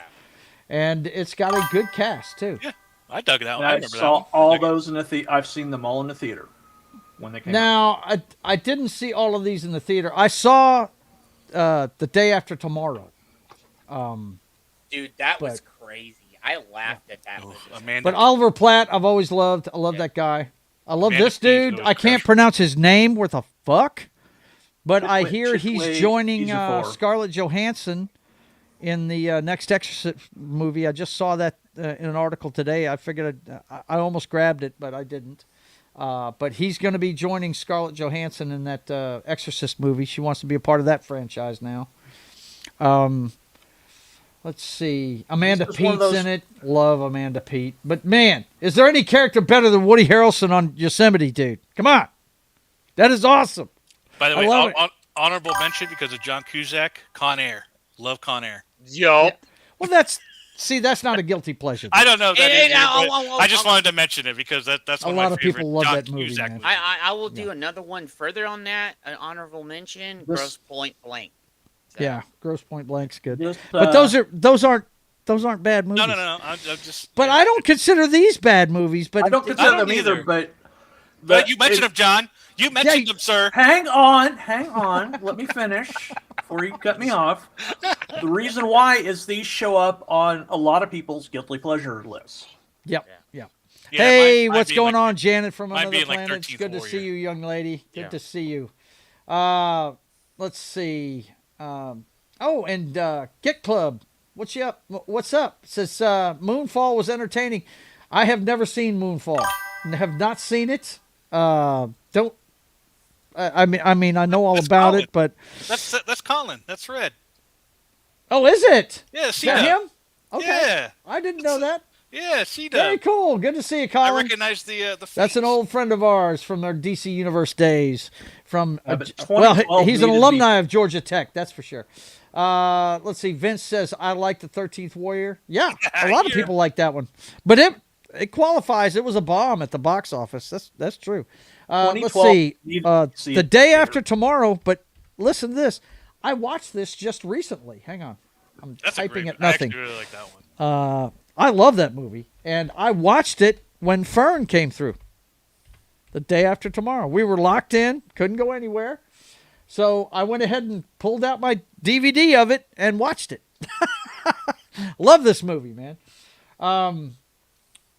I mean, it's got some really good parts to it that I really dig. I think my favorite part of it is might be the beginning of it, man. Whenever that fucking half of an ice shelf falls off. It's fucking cool when that shit I happens. forgot it was a young Jake Gyllenhaal too. Yep, Jake Gyllenhaal, Emma Rossum from Phantom of the Opera. No, fame. from She's- Shameless. Oh shit. She's better known for Shameless. Yeah, she is. Dash Mihik is in this one. J.O. Sanders. Oh, it's a killer when he has to cut himself loose. We got a Walking Dead alum. He plays the kid that's got the uptown Manhattan apartment they go to for shelter, Austin Nichols. If you remember, he was on The Walking Dead. He played one of Deanna's sons, if you remember. Oh yeah, the one who thought so much of himself. Yeah. Right, the one that ended up getting punked. Ian Holm is in it. He's a sci-fi veteran. He plays the climatologist that's working with Dennis Quaid. Gorgeous. Yeah, it's great. This movie's great. I don't know how My you favorite call scene this is the center of the storm where the helicopter goes. Yes, the insta-freeze, right? Oh, yeah, that was so cool. Yeah, it was sick, man. That was really cool. Comic Relief, how you doing, buddy?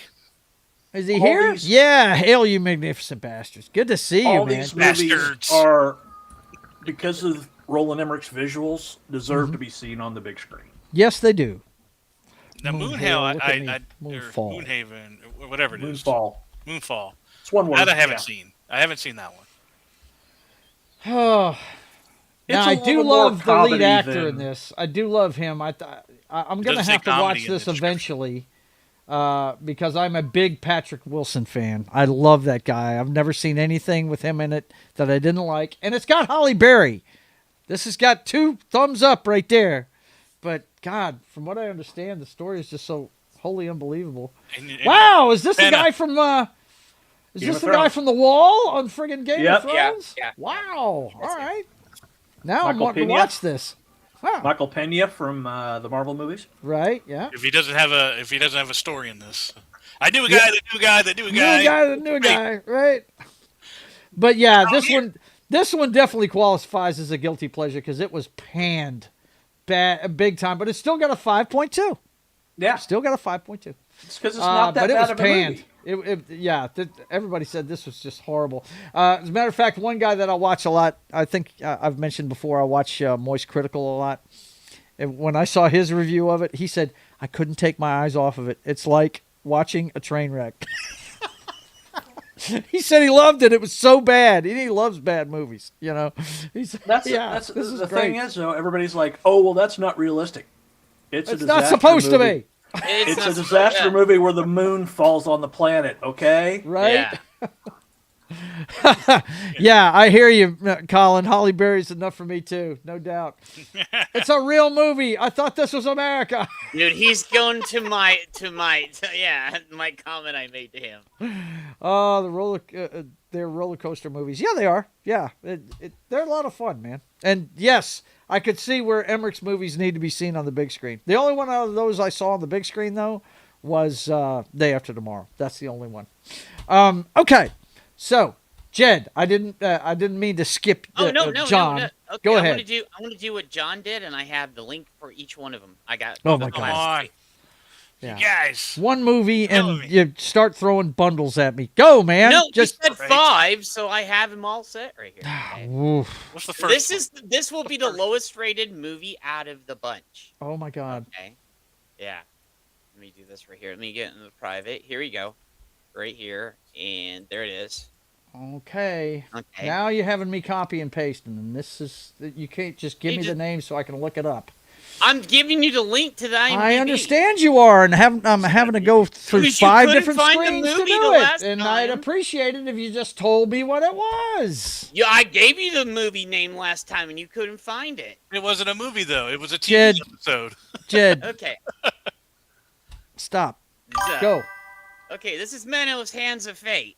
Mm-hmm. This was made in 1966. Okay. 1.7. He has Yep. achieved the lowest score so far. Oh man, Yeah. those Hands of Fate. What are you just picking everything off of Mystery Science Theater 3000? Is that what's No, going on these here? are some of my favorite movies. I've watched like a ton of I mean, times. okay. My question is, Jed, do people know this is bad? Like, it's got to be stuff that we've actually heard of. Guilty, you know. The You point asked for guilty that pleasures. people know There you about. go. It Bad seemed like it was movies. implied. You I've know? Okay. seen Manos You're good, multiple A family times. goes lost on the road and stumbles upon a hidden underground devil-worshipping cult led by the fearsome master and his servant Torgo. Is there anybody in here that we know? No, actually. No. No. Okay. it's- Well, you got to know Tom Naming. Come on. You got to know who he is. Well, No, yeah. I'm just kidding. But no, not no Vincent. So this Next. I'm okay. So here's the next Next. one. Okay, here's the next one. Got it. Sending it to Okay. you right now. So what's the connection between these? It's the same director or the same series? They've been on Mystery Science Theater. That's how I They've found been them. on Mr. Science Okay. Theater. Like, That's how I found them. And like then somebody pointed it out. Yeah. I actually have copies of these now Let's on DVD see. and stuff. Okay. Time Chasers. Yup. I love this movie too. Time Chasers. Okay. I've even been to the Relationship live show. goals. Yeah, relationship. Get out of my there you way. Yeah. Okay. Time Chasers. Yeah. Let's see what this one's about. An inventor comes up with a time machine, but must prevent its abuse at the hands of the evil CEO. An evil CEO. Okay. Dude, it's Very cool. hilarious. Sounds- It's sounds so very cheesy. simple. Yeah. It's cheesy as hell at times. But real stunts, ladies and gentlemen. Check it out. Real stunts by real stuntmen. Check it out. Yeah. Very cool. That's a selling point. That could be a selling point. Yeah. Anybody in it we know? Is there a chance? There may be like one person, I think. Eh, And I'm not sure. When you Doesn't look consider that only way. 2 people in the whole, 3 people in the whole cast list have actual pictures. Yeah. See, I looked up their. This is the first time I've looked up their IMDb because I have these all on DVD. Yeah. So. Okay. All right. What's the last one? And the last one is this cracks me up all the time. Go, man. Get it in there. You'll put it up there. There's the link, brother. Right there. Okay. Could have put them in there all at once. I'm just saying. Okay. Samurai Cop. Yup. Yes. This sounds awesome. What's it about? It's actually an awesome movie. Joe Marshall and Frank Washington are You're not two sharing the screen, tenacious police detectives who seek at all costs to stop the katana. You're not sharing the screen. Oh, I'm sorry. I apologize. Well, if I didn't have to grab links and open windows and all this shit, you can just tell me the name. I could just look it up. But I get confused sometimes, I'm old.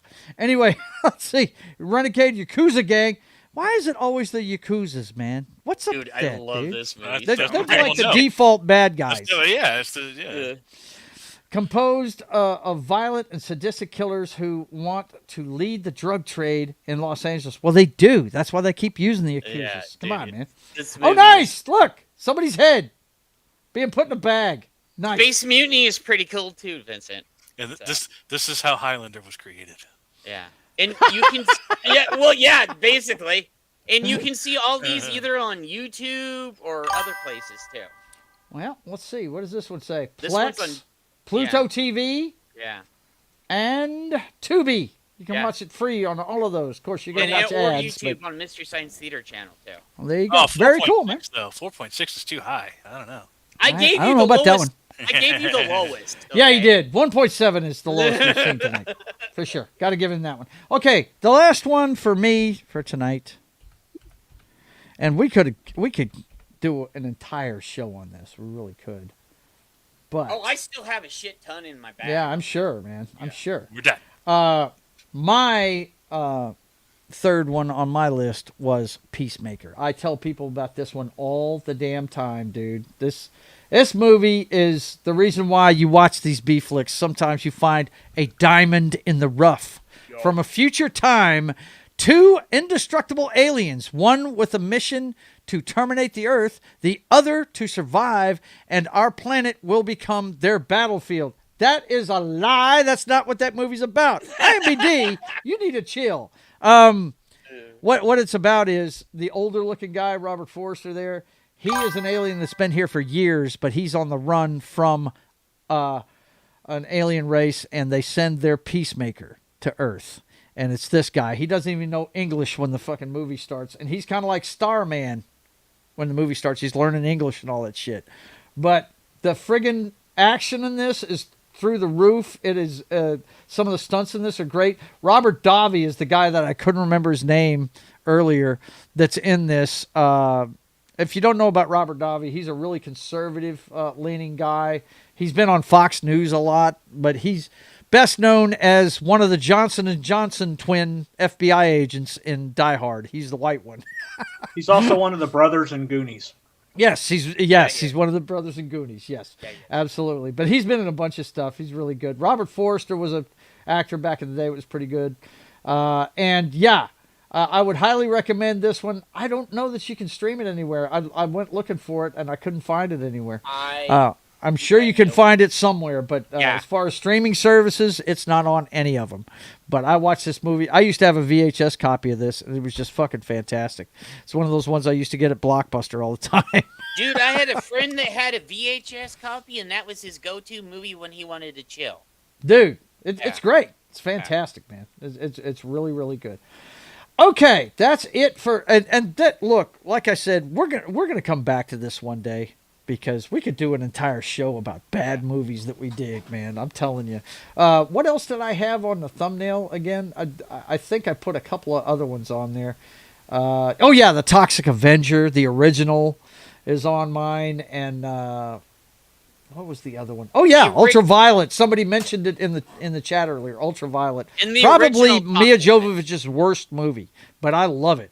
So yeah, Uber facelift. Yeah. Peacemaker. Hell yeah, Martin Acosta says. You've seen it, huh? Yeah, it's a great movie, man. God, Earth is always the battlefield. Go fight elsewhere. Comic Crusaders. Well, didn't they do that in Enemy Mine? They fought on a different planet. No, Enemy Mine was about a war where two I haven't two seen pilots it, from warring factions crash land and have to help each other survive. That's what Yeah, Enemy I Mine's was about. thinking it That was wasn't on the knock list. That's one of the ones I it watched. was. It was a good movie. It's a good movie. It's a very good movie. Okay, let me see. I think I have a graphic for this. I know Knox got a ton of graphics for it, but guess what? Boys and girls, it's time to talk Fallout. If you have not seen the season finale of Fallout Season 2, I'm about to put up the spoiler trailer on the bottom. And whenever that goes away, we're done talking spoilers. But we are going to get into Fallout right now, ladies and gentlemen. So those of you that haven't seen it, go ahead and turn down the volume until you don't see that anymore. Okay? Noxter. You know how this goes, guys. Nox's going to break it down. If he slips up and forgets a detail, I'll tell him, and then we'll talk about it. Well, I generally don't forget it. I just don't mention it. Yeah, I know. I can't mention everything in 3 minutes. I understand, So, but yeah. Talk of course- faster. Talk faster. I can only talk today. I think I talk pretty fast when I do this. You're good. All right. There's no So- clock. Talk as fast as me, so yeah. So we start out with, of course, we're back with the Legion. They're still doing their fight, and you get the Legate here with Macaulay Culkin dragging the body. He's picked up Caesar's body from the center where they were fighting for it. Here's his side Caesar, his kind of spear in his chest. Yeah, dead. And of course, he finds out what's on the note. I am Kaiser. I am the Legion. It ends with me. So, yeah, he doesn't really. It's like that. not going to go down like that. So he basically takes the crown. He basically takes the crown. Yeah, and he's like, After he this eats is the one of note. my favorite things. He's like, we're gonna go to a place called Vegas, and we're gonna create a palace, Kaiser's palace. There you like go. Caesar's palace. He in gave him a Vegas. mission. He It's so united good. the Legion. Yeah. And We're going. Okay, so yeah, he basically they're going to New Vegas. Before that knock, before I said that, when me and Kay were watching it last night, I was like, Macaulay Culkin's gonna be bigger than you think, and bam! And so right, we cut to Coop with Mr. House. He's already put in the cold fusion into Mr. House's contraption, so he's now powered up. And they have a nice little conversation. The doors are closing on the cold fusion, and of course Coop comes with his gun, pointing it at the cold fusion, and he's like, "What'll happen if I pull the trigger? If I blow this?" Yep. And he's like, "Well, basically, you'll destroy probably a couple other planets too. So maybe not the smartest thing to do." He's like, "So where's my family?" kind of thing. And he's like, "In order to get to your family, you got to carry me around." So they're going into the Vault Tech with Mini House there.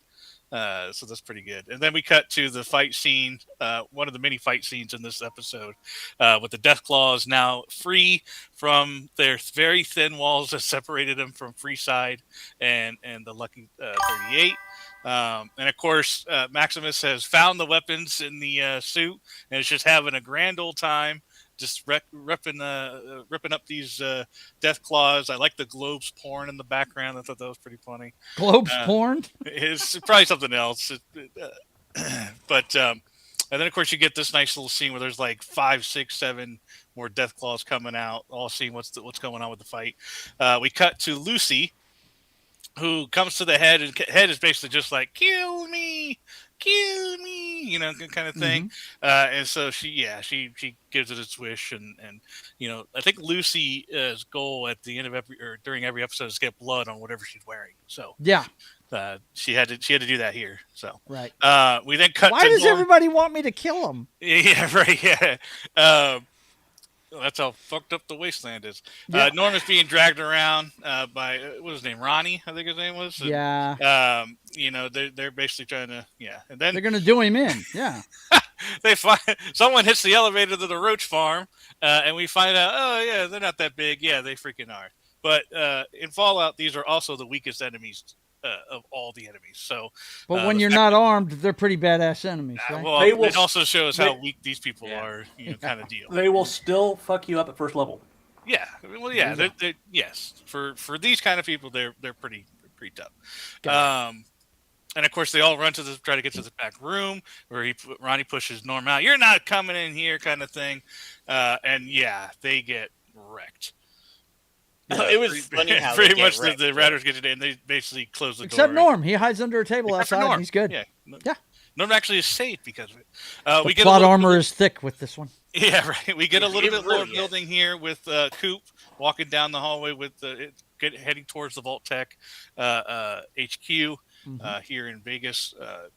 Mr. House is giving a bunch of lore, talking about the Enclave, the third person, all that, yada yada.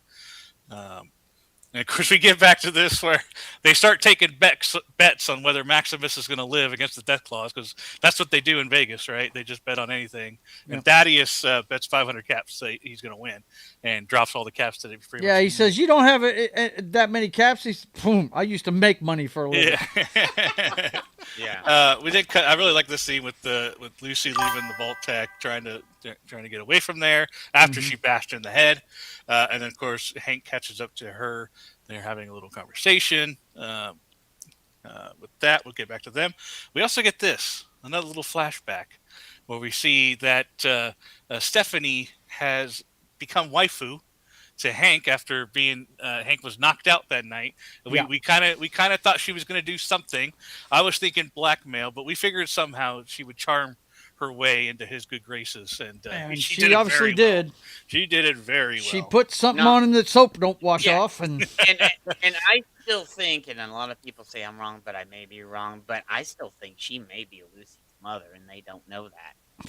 I don't think she's Lucy's. No, she's not Lucy's mother. She's Norm's mother, or not Norm's mother. She's one of the kids. No, she's not. No, sorry, she's not one of their kids. She's her kid is Hank's kid. Yeah, that's what I thought. Yeah, I think that's actually Hank's kid. Yes, that I believe. Wow. Yeah. Okay, go ahead. And then as they're walking out, because they're about to leave Vegas, he's handed off. By the way, at this point, I have to tell you people, this is the greatest story of the whole thing. Is Walter Groggett's ghoul. Go ahead. Yeah. So they're leaving to Vegas. He's done what he's accomplished. He believes he's saved the future by giving the cold fusion to the President of the United States. Everything is going to be well. And then the phones start ringing. We don't get quite he hasn't answered it quite yet, so we'll get there in a second. We'll get there. We cut back to Hank, who is looking like he's going to put a little chip into Lucy. So, yeah, he's going to make her his daughter again. Yeah, kind of deal. I'm putting a pin in that part right there. Yep, and then of course we get the ghoul has arrived. He has made it to the Vault Tech HQ where Lucy and the Hank deal was he wouldn't blow up cold fusion as long as he helped him find the cryo center where his family. Yeah, he's wearing the Pit Boy on his arm right now. Right, he's being led there by Mr. House. Yep. We cut back to where Maximus is getting. Maximus is in it to win it, baby. Yeah, this is a lot of fighting for Maximus. This entire time, everything's going on. He's just fighting freaking Death Claws. Yep. We then get a shot from Thaddeus, who saves him with one shot, which I thought was really funny. He's like, wait a second, I got to reload. I got to reload. We then, of course, cut back to Lucy and Hank, where you can see he pulls out the injector to put on the back of her neck. And, of course, she's trying. She obviously, one of the former legions is holding her down, getting ready to set her up. And then, boom, out comes the hero Coop. Shoots the Legion guy in the head. It shoots Hank in the ass. You can kind of see it here. A little splatter there. And there it is even more. He got shot. And so Lucy, and he basically says, do what you're going to do. He gives her a little minigun here and says, you do what you want to do. And he fucks off. What a great line. He says something like, you'd be bleeding out somewhere other than your ass if it was my call, but it's not my call, and he kicks the gun over to her. Look, the ghoul is Clint Eastwood. I'm sorry. He's the coolest fucking thing in the show. He is. He's like, what say you? It's a callback. What say you, Vault Dweller? Yep. Vaulty. Yeah. And we cut back to of course, Maximus. He's getting wrecked. He's getting wrecked. His suit is just trash at this point. No, I don't know what happened there. But then his shoes. So this is my favorite part of the whole episode, right? Yeah, he climbs out of the suit and grabs a friggin' starts- pool yeah. cue and a fucking shield. And he's Yeah, gonna and fight so this he thing. starts like having that life flashing before your eyes kind of thing. He thinks back to when he was a child, and I thought this was really cool representation of what he wants because he's being a protector right now. So I thought this was really cool. So he's thinking back to all the things, thought back to his parents at one point as well, just everything that influenced what he wants to do. And then when this Deathclaw is charging him, it gets shot in the head. Of course, he looks at that wasn't me. Is that guy over there? Boom! Knock. Motherfucker right here. This is the coolest fucking thing. This It was cool because anybody that knows anything about that gun, that's a 50 caliber sniper rifle. And I said, "Oh shit! The fucking new California Republic showed up." I yelled at this part. This was yeah. the only This is part of the so show good. that I actually Yep. yelled.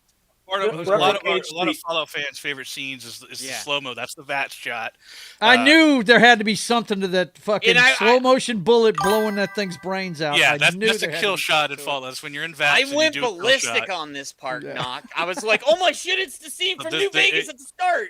Yeah, this is also you get in the beginning of the New Vegas game, you get a sniper shot like this too. So it was a nice little callback there as well. Yeah, it's a replica. It's what it replicates is I would so. And so of course you get where he is, and again this is still slow motion. You get the bullets right here. You they kind of see it. His head in there, and then boom, right there, great shot blew right his there. head off. Yep. So and then of course he's looking at him. Okay, should I just survive? I love the dead bodies right there of all the Deathclaws, and then. What got me hyped was this marching of the new recruit coming. Because in. all we've seen is like two of them, or two or three of them. I was like, and that's "Holy it. shit! Reinforcements have finally arrived." There's desert rangers, there's regular troopers, there's everything, and Yeah, all their armor is in the game. Yep. Wow. Yep. And I was cool. By the freaking way, out at this part. we mentioned that NCR armor that is in 76. They added it to 76. Yes, they did. They just put it in this last week. They added to the Very bundle. cool. We come back to Lucy and Hank. Hank is still shot in the ass, but getting And he's being controlled by Lucy now. okay. Going ahead, Joe.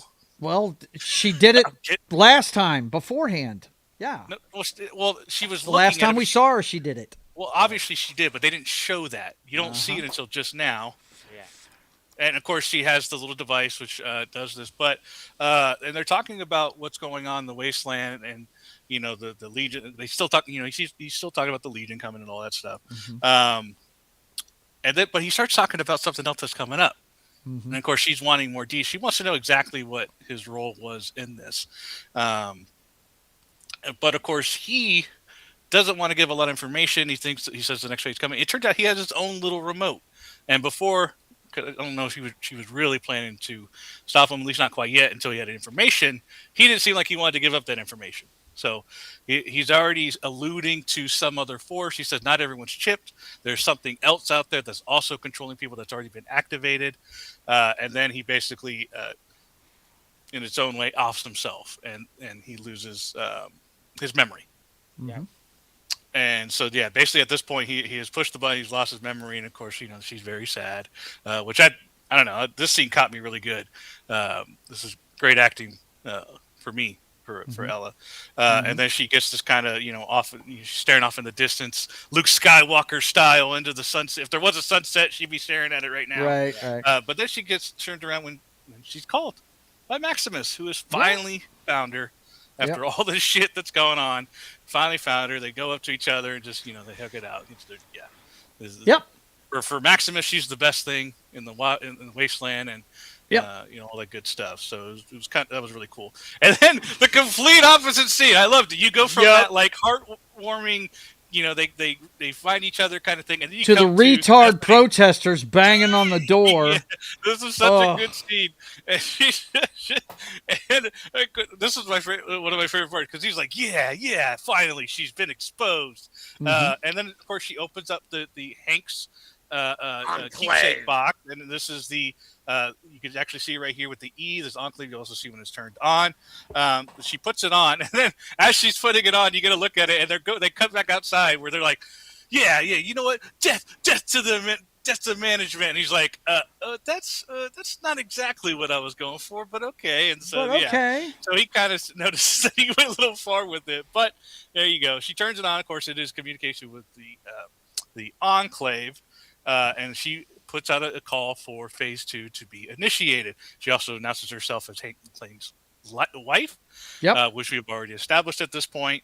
And then, of course, Phase 2 initiative request received. So that's definitely going to be a big part of number 3. And of course, we get a place here that is quite possibly in Colorado. We also get this. We cut back to Norm in this scene. Now, I had to. Obviously, there's a lot of editing here. Yeah, he had to wipe out some stuff. But I really wanted this. I really wanted this scene because of one reason, and that's this guy right here. In the video game, you can get bobbleheads, which help your stats. And I didn't see this. God. I didn't see this until I was going through to get these pictures. Look, a normie would never see that. All it is a room full of blood and dead bugs. Yeah, and right. Well, that's how it is in Fallout. You find them in the most random places. And they give you a stats like intelligence, strength, whatever. It depends on the bobblehead. That is cool. That is cool. So that they're putting shit in there that that's the plan. That's complete fan service right there. That's why I wanted that picture in there. When I saw that knock, I was like, wait, they got a bobblehead. I missed it my first time. I only saw it because I wanted this scene in general. And then I saw that and I was like, okay, well then I definitely need this scene. So, but Norm, of course, gets Claudia. I'm telling you what, if Norm and Claudia aren't endgame in the show, then I hate everything. Right. I don't know. I don't know why. I just want those two to work it out. But of course, Norm is determined to get her out of there.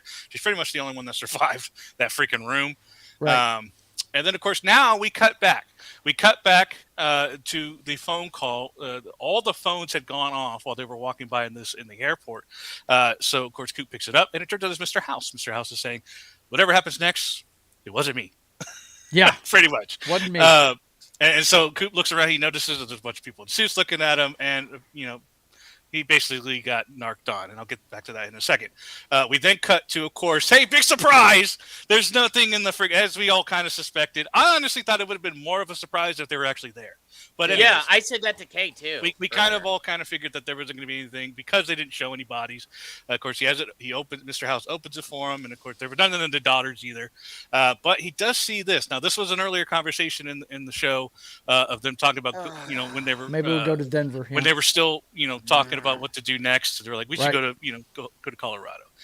So that's a callback to that earlier conversation. And of course, she said Colorado was a good idea.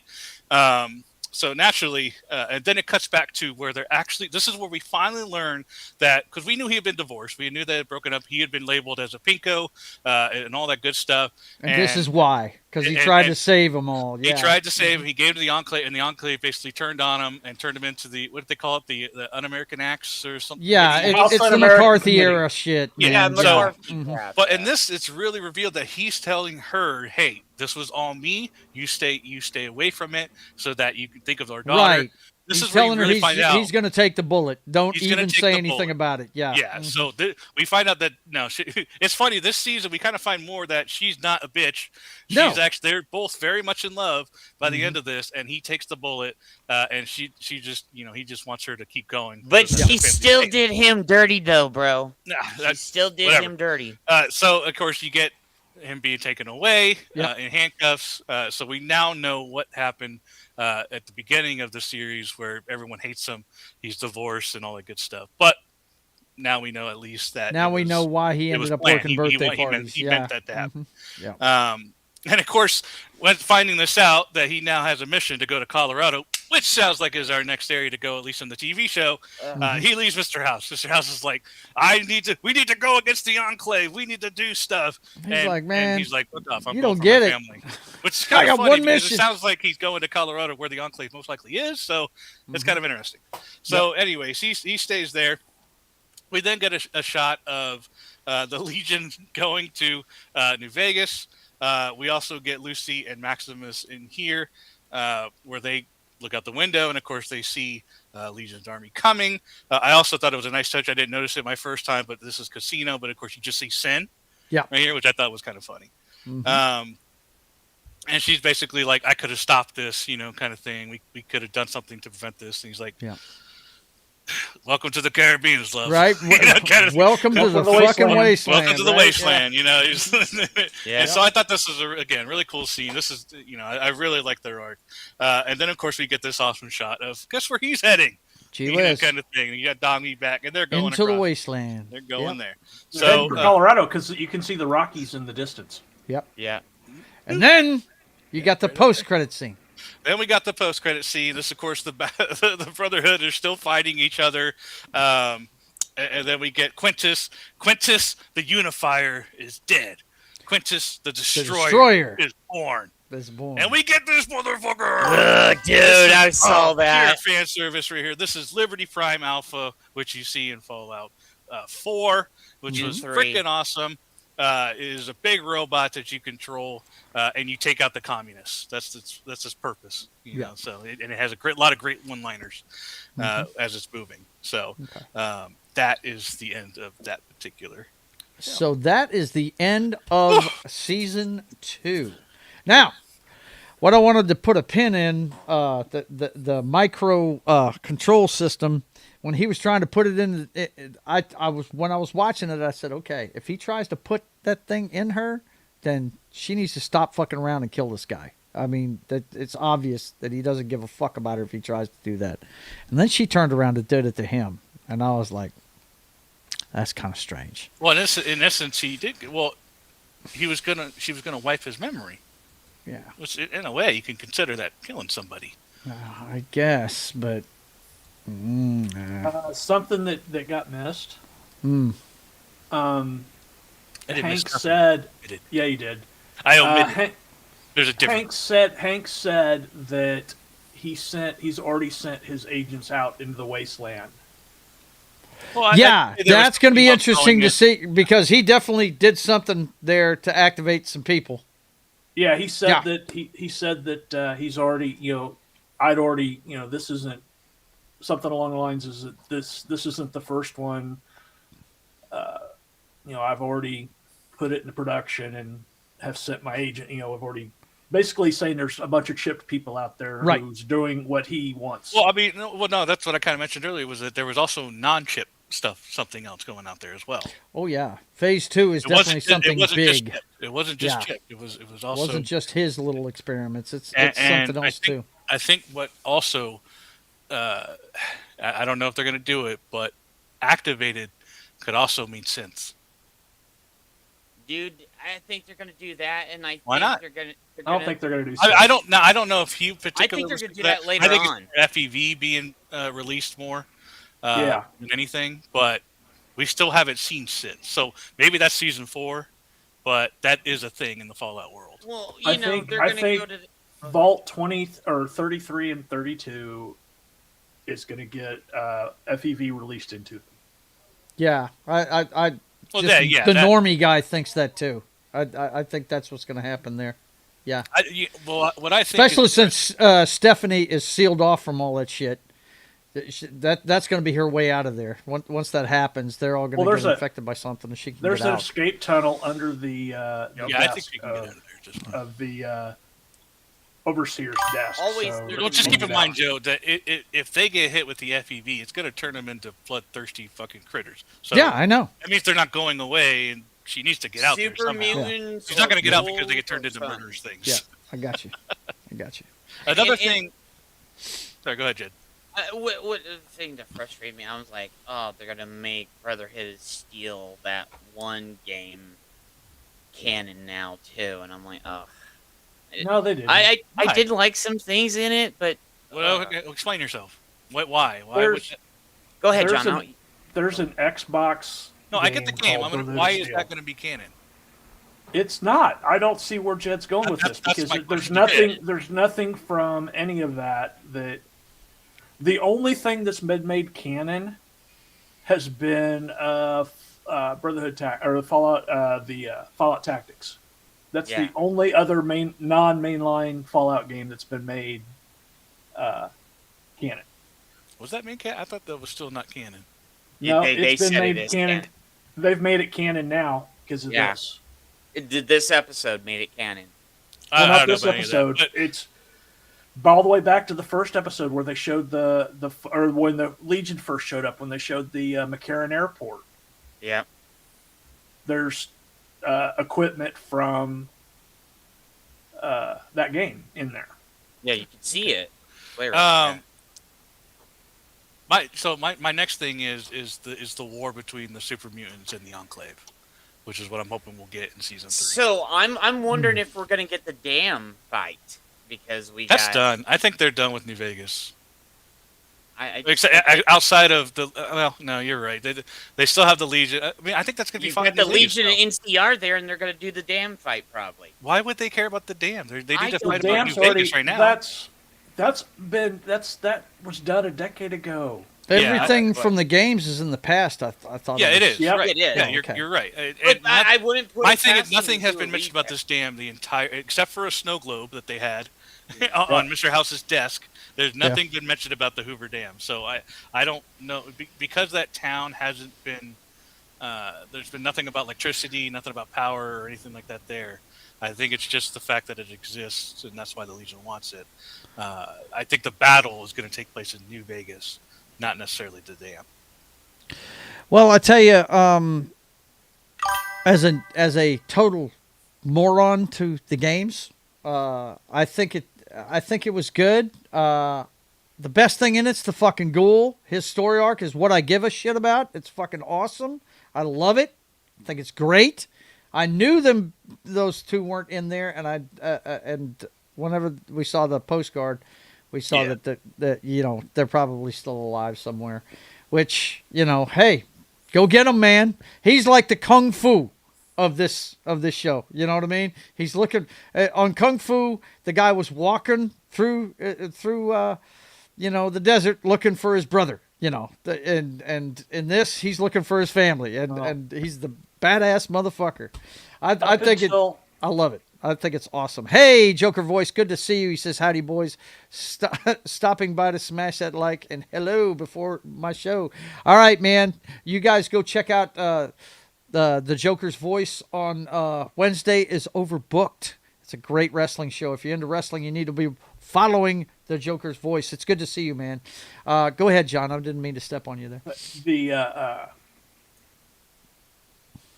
one of the theories that it still technically could be correct, but it's not. That one of the theories is that Janie is actually Maximus's mother. Janie, the daughter. Oh, really? Yeah, I thought about that last night too. Wow. Yeah, that's cool. That's cool. That could be a thing. Because we don't know when they left the vault. Yeah. We also don't know that they were ever in there. Thank you for coming by, Foul Ball Productions. Thank you for rating us. We appreciate it greatly. Thank you very much, everybody that's been watching Matt tonight. I'm more leaning on the direction that they were never in there in the first place, except for when she dropped off the note. Yeah. If that's the case, then they're long dead. Yep. No. I agree with John. I think they're dead. Well, they could be. I'm just saying, why would that indicate that the only cryopods were in freaking New Vegas? No, they weren't. Yeah. That's long been established that that's not true. So. Well, she said Denver was a good idea. She might be alive, but I'm. Colorado. If everything, look, if they write this character correctly and they want to have an epic ending to this dude, they'll make her dead, and he'll have to deal with it. Let's see. Mike Jonathan, how you doing from Facebook? Says share in my group for more viewers. Well, I've got enough, man. I've got enough. But thank you, Mike. I appreciate you.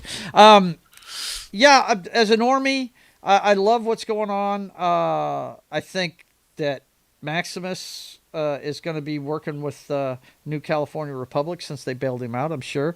I'm wondering if the Brotherhood's going to try and hunt him down. Oh, 100%. I think they're going to, which means we're going to have 3 different factions warring at the same time, because there's a war coming between the NCR and fucking Legion. Go ahead. Enclave's going to get involved in that. Yeah, Enclave's going to be the big one. Oh, okay. All right. Well, yeah. I mean, we haven't seen much of the Enclave, so we've seen one. They got some badass armor. That's Ron Perlman is all we've seen of the Enclave so far. Well, he's not Enclave. Well, He's okay. a super mutant. He's a super mutant. Okay. Look, He Normie, I'm telling you. He is a byproduct of the Enclave. Yeah, there you go. Which is why he's Enclave adjacent, would you say? No, he is a result of the machinations of the Enclave. Okay. Yep. So he doesn't like the Enclave. No, he hates it. He wants to go to war with them. That's what he was Okay. talking with. Okay. That's what he was talking with. It's been a while since that episode. I'm sorry. Yeah, I don't he's remember going every to go to fucking war. thing. Coop is probably going to join up for him to get into that facility, most likely. There's going to be some huge battles. I don't know if the two factions, Legion and NCR, are going to meet up with the Brotherhood. Maybe if they come after Maximus. Specifically. But I don't know if that's going to have to do with anything that's in Colorado. Maybe there's a Brotherhood of Steel Colorado faction. I don't really know how that works out. So, there's a lot there. Me personally, I really liked Maximus's arc at the end there, especially we've known. I've definitely turned around on that character. Yes, you've definitely seen it too, Joe. That he just seemed like he didn't know how to proceed with what he wanted to perceive as the future of the Brotherhood of Steel or whatever. No. But then in that moment when he was looking at Death's door against Death fucking Claws, right? He knew what he wanted to be. Yeah. He was standing out in front of the people in that armor, and wanted to be the protector. Mm-hmm. And he did. He did that. Well, look, man. Luke Skywalker is a whiny bitch as far as I was concerned when I first saw him in the first Star Wars movie. And he ended up being a guy that had balls that come in a dump truck. So it's a good hero's journey he's taking. Yes, it is. It's very good. Because you remember, I didn't like him in season 1. I didn't like him at all. He was thought he was weird. a punk. He was very weird. It was hard to pin him down in the other one. We didn't know if he wanted to be a good guy or just get. But hey, that's good writing for you, man. They did a good job with his character. I like all three characters. Lucy has been good. This whole thing with her dad, though, they've got to make that go away. That's got to be done with. That's got to be done with, please. I think that's. I'd like to see some growth out of this chick, not just come on, give me something else. Killy, roll tide, he says to Joker's voice. It's good to see you, Killy. Good to see you. Okay, let's go around the horn. I'm digging it. Knock, are you enjoying what you're seeing? I think he is. He's like a 12-year-old with a new toy. Now we gotta wait another year for it now. There's been nothing lore breaking to me. This is the proper way to write a show. There are some differences. I can't see how a true fan of the show, unless you're so fucking nitpicky that you just can't enjoy anything. Unless you're like Ice Guy, and it's got to be absolutely. You probably hate the show for whatever. Mm-hmm. It's one of those things where I don't see how you can get any truer. I don't think I've ever seen a show that's any truer to its source material. Well, the fan service they're giving you is something else, man. John, would you say that they're putting a lot of things in there for the video game fans? Oh yeah, they are. God, yeah. John, what do you think of it so far? Bobblehead. Say a fucking bobblehead. I like it. Yeah. Okay. Jed? I'm nitpicky on everything, but they are doing really good fan service and trying to stay, within the boundaries of everything. So. And we've barely scratched the surface, Joe. Yeah. Yeah, if they keep this up, they could have a show for a good 5-season run, maybe 6. We still don't know what. Even in the Fallout lore, and I'm not talking about mods, John. We don't know what the fuck has happened overseas. No, if anything. No. Mm-hmm. And they could easily incorporate. They could go anywhere. They can make it once. I mean, the lore that we have is really just we annexed Canada, we fought China and Alaska, and that's it. That's honestly, we've mentioned that multiple times. Hang on, I'm going to turn off the spoiler thing so we can get people talking now. We're done with the spoilers, guys. Vince, that's a great comment. What are you saying? Halo wasn't true to the lore? Are you saying Halo wasn't true to the lore? This is two ends of what you get from a good show that goes with the lore and one that just fucks all over it. Now there are some things in here. Sorry, John. Mm-hmm. They are doing a couple of spinoffs. One of them we already know is the Fallout Shelter reality show. That I don't care about. I don't care about that. But the other one is probably going to be, because they mentioned doing stuff in other places. Mm-hmm. And there are some things where I'm like, okay, you're stepping over the boundary there, bro. You're reaching. There's nowhere really that they stepped over the boundary, even with them dropping the whole Vault, and it wasn't. We still don't know if it was exactly Vault Tech or not. Yeah. I agree on that one. Yeah, all we get is Enclave. Like, that's so general. Yeah. that- There's nothing that they've there's no lines that they've stepped over that's not within lore. Exactly, Martin. Say that again. What Halo show? There was I never never a Halo saw show. Halo. I watched the first couple of I've seen episodes of that, and I just turned it off. It I is said, awful. man, As come soon on. as soon as It's Matt like- pulled his helmet off. No. Hope they do something like Fallout London. That's what I think John's talking about. Yeah, doing it in different countries. Well, there's and a bunch of mods that include, going over to London. There's some in California. Yeah. Stuff like that. And they have DLCs and stuff like there's Pittsburgh. Those are actual official DLCs. So, yeah, I mean, it's just that's the cool thing about Fallout. And I hope I would even like a 30-minute 30-minute per episode of the different vaults. Mm-hmm. Just an overview of what the different vaults went through. Mm-hmm. And that'd be a lot of episodes. Yeah, it would. Well, dude, they I'm could. saying, just 30 minutes because it would keep it. They could look if Prime keeps putting out a good story, and from my eyes, they're telling a good story. They've got one story arc that I am glued to. The Ghoul. I am glued to that dude. I love it. Lucy. Start separating them. Make their own Fallout. Start staggering these shows. Get us more content out by staggering and coming out with different ones, man. Yeah, I thought it was cool how they got Maximus and Homegirl back together. But yeah, I'm with you. They need to separate them for a little bit and then 'Cause they're clearly going have an epic get together later on. I thought it was great when fucking friggin' Ghoul showed up and fucking shot Homeboy in the ass. I thought that was fucking fantastic. Yeah, I was wondering if he was going to make it in time. I mean, it can seem kind of, it's going to happen. But No fault tech there. Wow. Yeah. Well, that's a I good mean, game. hey, Have I'm their glad own. you guys. This is the thing. I'm glad that the fans of the game are enjoying the show. So yeah, that's good. That's because- 75% of the people I talk to are really digging the show. So Because I like when me and Kay were watching it last night. The minute I saw that shot, I went ballistic. I figured that had something to do with the video game. 'Cause I almost, Joe, they haven't done a slow motion shot like that the entire show. yeah. So. Yeah, they have. They have. Have they? They've done it multiple times. Yeah. Oh yes, Okay. oh yes, sir. They have done Okay. that, and I've Well- pointed it out every single time. Okay. Well. They did it like when they were at the Dino. Remember the Dino Hotel? They Yeah. did the slow shot there. Well, they must have slowed it down a little more. You remember the grenade that blew up, the grenade launcher or the grenade rifle? They did a show out of that. That was a slow mo. That was a bat shot. Yeah. Okay. But that bat shot is the one reason why I think you should play Fallout someday. I dude, see. he needs to. The big thing, there was a bunch of people screaming up and down that that's the courier and your player character from New Vegas. I'd like to squelch that right now for one reason and one reason only. He wasn't wearing a Pit Boy. Yup. There you go. There you go. A lot can happen in 20 years. Maybe he gave up the Pit Boy. Maybe. You never know. You don't have to. But that is it for this week, boys and girls. I have got a steak coming, so I'm going to get out of here and eat it. Let's see. Vince says, Joe thought his brain just slowed down. Yeah, that's it. That's it exactly. I thought I was in the middle of a stroke. No, because you could play Fallout like it's not third person, it's got first person. You could play it like a shooter, but because of the VAT system, it actually stops time, lets you pick a body part to shoot at, and you can do battle that way. It's the VAT system. I see. Very So cool. you don't have to play it like Mass Effect, where you're shooting at Can you play it third person? Yes. Yep.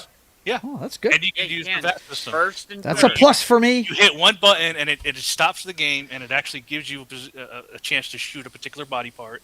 If you're like a sniper guy, you can go for the head. You get bonuses and perks like that. But you can shoot for the body, you can shoot for the hands, you can shoot for their legs, so it makes them go slower. Stuff like that. It stops the battle, and you can just strategically shoot. It's like bullet time. Yeah. Yeah. Very I think cool. you would. I think think that dig the would game. make it more palpable for you rather than just like a regular shooter like freaking Duke Nukem or something. I don't know. Right. Gotcha. All right, boys and girls, that's it for tonight's show. Anybody want to push anything before we get out of here that I'm not already going to push? No? Okay. So don't forget, I want you to stop by the website. Go check that out. Go check out the Subscribe Star page. These are all ways you can support the channel. If you want a commission done, I do pencil sketch portraits. John's got one hanging up in his house that I did for him and his lady. Let's see. And also go by Amazon Kindle and check out Atmosfere Comics. There's a 0 issue of The Privateer on there, and you can see me draw it. Matter of fact, the next time you see me will be on Friday when I do that. So let's let you know what's going on with the channel before we get out of here. Thank you all for being here. Next time, well, first of all, you know you're watching State of the Atmosphere. We do it every Wednesday at 5:30 p.m. Central Time. Don't know what the show's going to be about next week, but I know pretty quickly we're just done with Fallout, but one of John's favorite shows, which I just finished and dug the shit out of, is Monarch. Loved it. Thought it was fucking great. And we're going to be doing just what we did with Fallout, a weekly review of every episode of Monarch Season 2. And we're going to do an overview of Season 1 here pretty... When's the release date of that, John? 27th. The 27th. So the Wednesday of that week, we will... well, actually, probably the week before that. Probably a couple of weeks before it comes out, because the 27th, that's going to be the end of the month, so we're probably going to do the March movies and stuff. But we're definitely going to do, near the end of February, we're going to do an overview of the first season. But that's just some of the stuff we do on this show. You know, we do all the pop culture stuff too, and we check in on Sydney Sweeney. You guys come back next week and check everything out with us. The next time you're going to see me is Friday at 1 p.m. Central Time, as I'm sketching The Privateer. The story of America's pirate patriot comes to life on my iPad every Friday. Come check it out as I work. Amateur comic book artist working on his first comic book. You guys come check out the work. Vince is always there flying co-pilot, because he does some drawings of his own on a pad-like instrument. So you guys come check it out. It's a lot of fun. And then Friday, we want you to check out Pop Culture Minefield for Gaming Night with John. Now, they're not going to have a show this week. A couple of the members are busy, so they've decided to cancel this week. But look for it next Friday at 8 p.m. Central Time as they continue their first-time playthrough of Baldur's Gate. Well, at least 2 of them are playing it for the first time. John's an old vet at it, but he's trying to, be the guy with the knowledge and help them out as they trying to navigate through Baldur's Gate. Last time you were in the Underdark, right, guys? I think you ended up down there. Yeah, we did, but we're going back to the first area. Okay. Yeah, we've left. They actually, you guys haven't actually finished the first act yet, have you? No. Okay. No. So they're making good progress. So you guys go check it out. It's a lot of fun. They have a lot of fun doing it every Friday at 8 p.m. Central Time. And then, of course, this Saturday at 7 p.m. Central Time, come on over for the watch party, the Saturday Night Movie Watch Party, and we're going to do Capricorn 1. It's all about how we didn't go to Mars. That's just a very short overview. It's a great movie starring James Brolin and Elliot Gould from the 70s. So it's outside the 80s realm that you hate, Knox. So you'll probably like this one, I think. Anyway, Capricorn 1 by one of my favorite directors. I've actually been in one of Peter Hyams' movies. Got to meet him once, and he's made great movies like Running Scared and several others, man. But this is probably my favorite one. Capricorn 1, we're going to watch it on Saturday at 7 p.m. Central Time. Everybody's invited. I'll have a Cosme room for you guys to watch it. So come on along and watch it with us. And then, of course, Sunday morning at 10 a.m. Central Time, it's the last words before Super Bowl 60. The Seattle Seahawks versus the New England Patriots. Plus, we got a lot more to talk about the NFL. A lot of things going on. All the coaching vacancies are filled. Maybe we should rank those coaching hires. What do you think, guys? Do a 10 to 1, who did the best job hiring their coach, that kind of thing. Yes, I don't know half of them, so Well, yeah, I don't know a few of them. I didn't even know LaFleur had a brother. I had no clue about that. I didn't even know he had a brother in the coaching in the NFL. But anyway, we're going to talk everything NFL and get you ready. Set the table for my Seahawks against the New England Patriots, Part 2, a rematch from 2014 or was it 15? I think it was 14. But anyway, you guys come check it out. We're going to be talking all about it this Sunday at 10 a.m. Central Time. It'll be the last show of the year. And then Sunday night after the Super Bowl. Now, listen carefully. If the Seahawks lose, I'll be on at 9:30. But if the Seahawks don't lose, if they win, it may be a little bit later because I'm definitely going to check out all the post-game stuff if they win. So I hope the Seahawks win, man. I hope they do too. By the way, while we're at it, prediction. I got the Seahawks winning. What do you think, Knock? Just based on both teams, I got to go with the Seahawks. Thank you, sir. John, who you got? Patriots by touchdown. Who'd you say? Patriots. See, he's been on Drake May's jock all year long. Yeah, Dude, I knew he was going to say that. Yeah. Jed? Oh, Seahawks, you know? right? Yeah. Yes. All right. Are they going to Anyway, throw on the goal line? We'll talk about that and anything else you want to talk about. It's a chat-driven chill stream. Chilling at the Club, 22, post-game of the Super Bowl this Sunday after the game. Much later if we win. So anyway, come check it out. And then Monday, it's time for Military Monday over on Pop Culture Minefields channel. We do military movies every Monday. So come check that out. 10 a.m. Central Time on Pop Culture's Minefields channel. And at 3:30 p.m. Central Time on That 70s Rock Fans channel, we're going to do The 13th Floor. This is a movie that came out the same year as The Matrix and has a lot of similarities. Only instead of one virtual reality, there's several in this movie. So come check it out. We're going to talk about it over on That 70s Rock Fans channel as we talk science fiction classics over there at 3:30 p.m. Central Time. By the way, John, that's going to be his starting time from now on. He really likes that time, so we're going to start then instead of right at the hour. 3:30 p.m. Central Time on Monday. And then, of course, at 6:30 p.m. Central Time, it's time for Papa Joe Gamer After Dark, video games, cocktails, and fails. And we just finished Mass Effect, so I'm not sure what we're playing this Monday, but I will definitely pick something that we haven't played in a while and have a good time doing it. You guys come have a drink with me and let's play some video What color games. ending did you pick? What's that, sir? What color ending did you pick? Red. Red. I destroyed those fuckers. He only had two options anyways. I only had two options. Wait, I how could did have he only controlled have him or two I could have killed him, and I killed him. Screw him. Fuck him.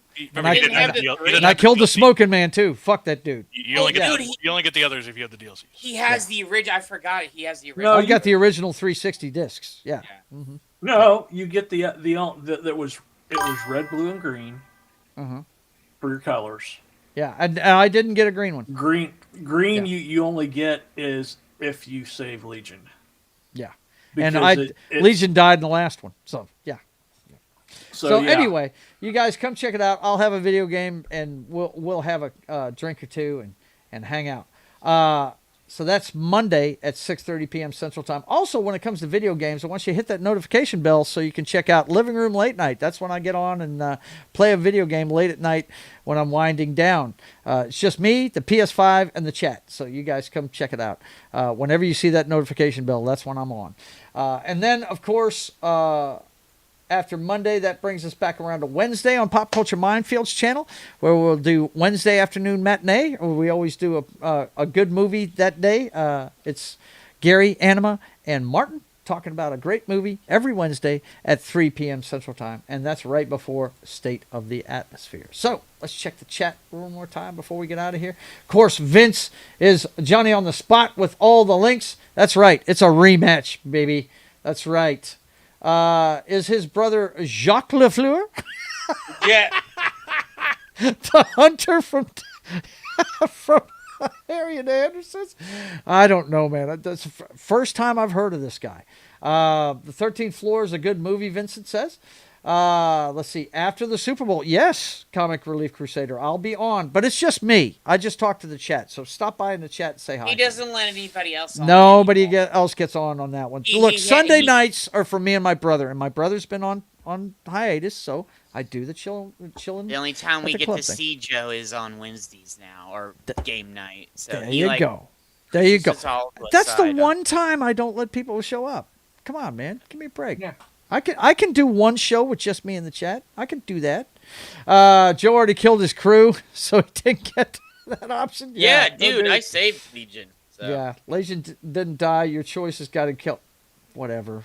Yeah. You're a little late for the hand check there, buddy. You're a little From late what for I'm the hand looking check.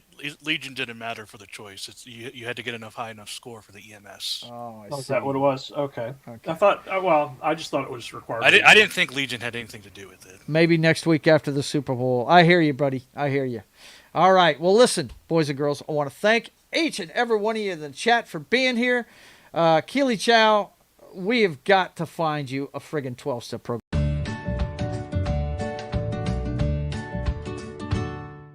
Go. There's your duck video. And look, guys, you guys take it easy. And until we see you again, I want you guys to keep on keeping on. God bless.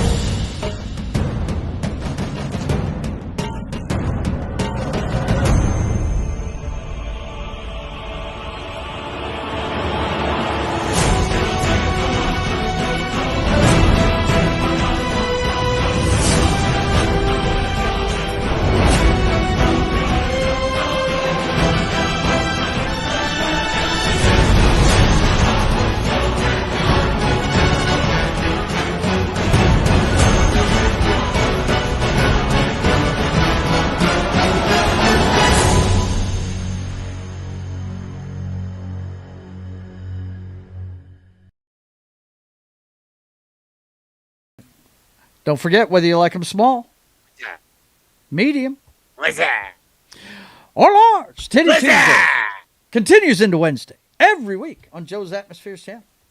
We'll see you next time. Peace. Doo-doo.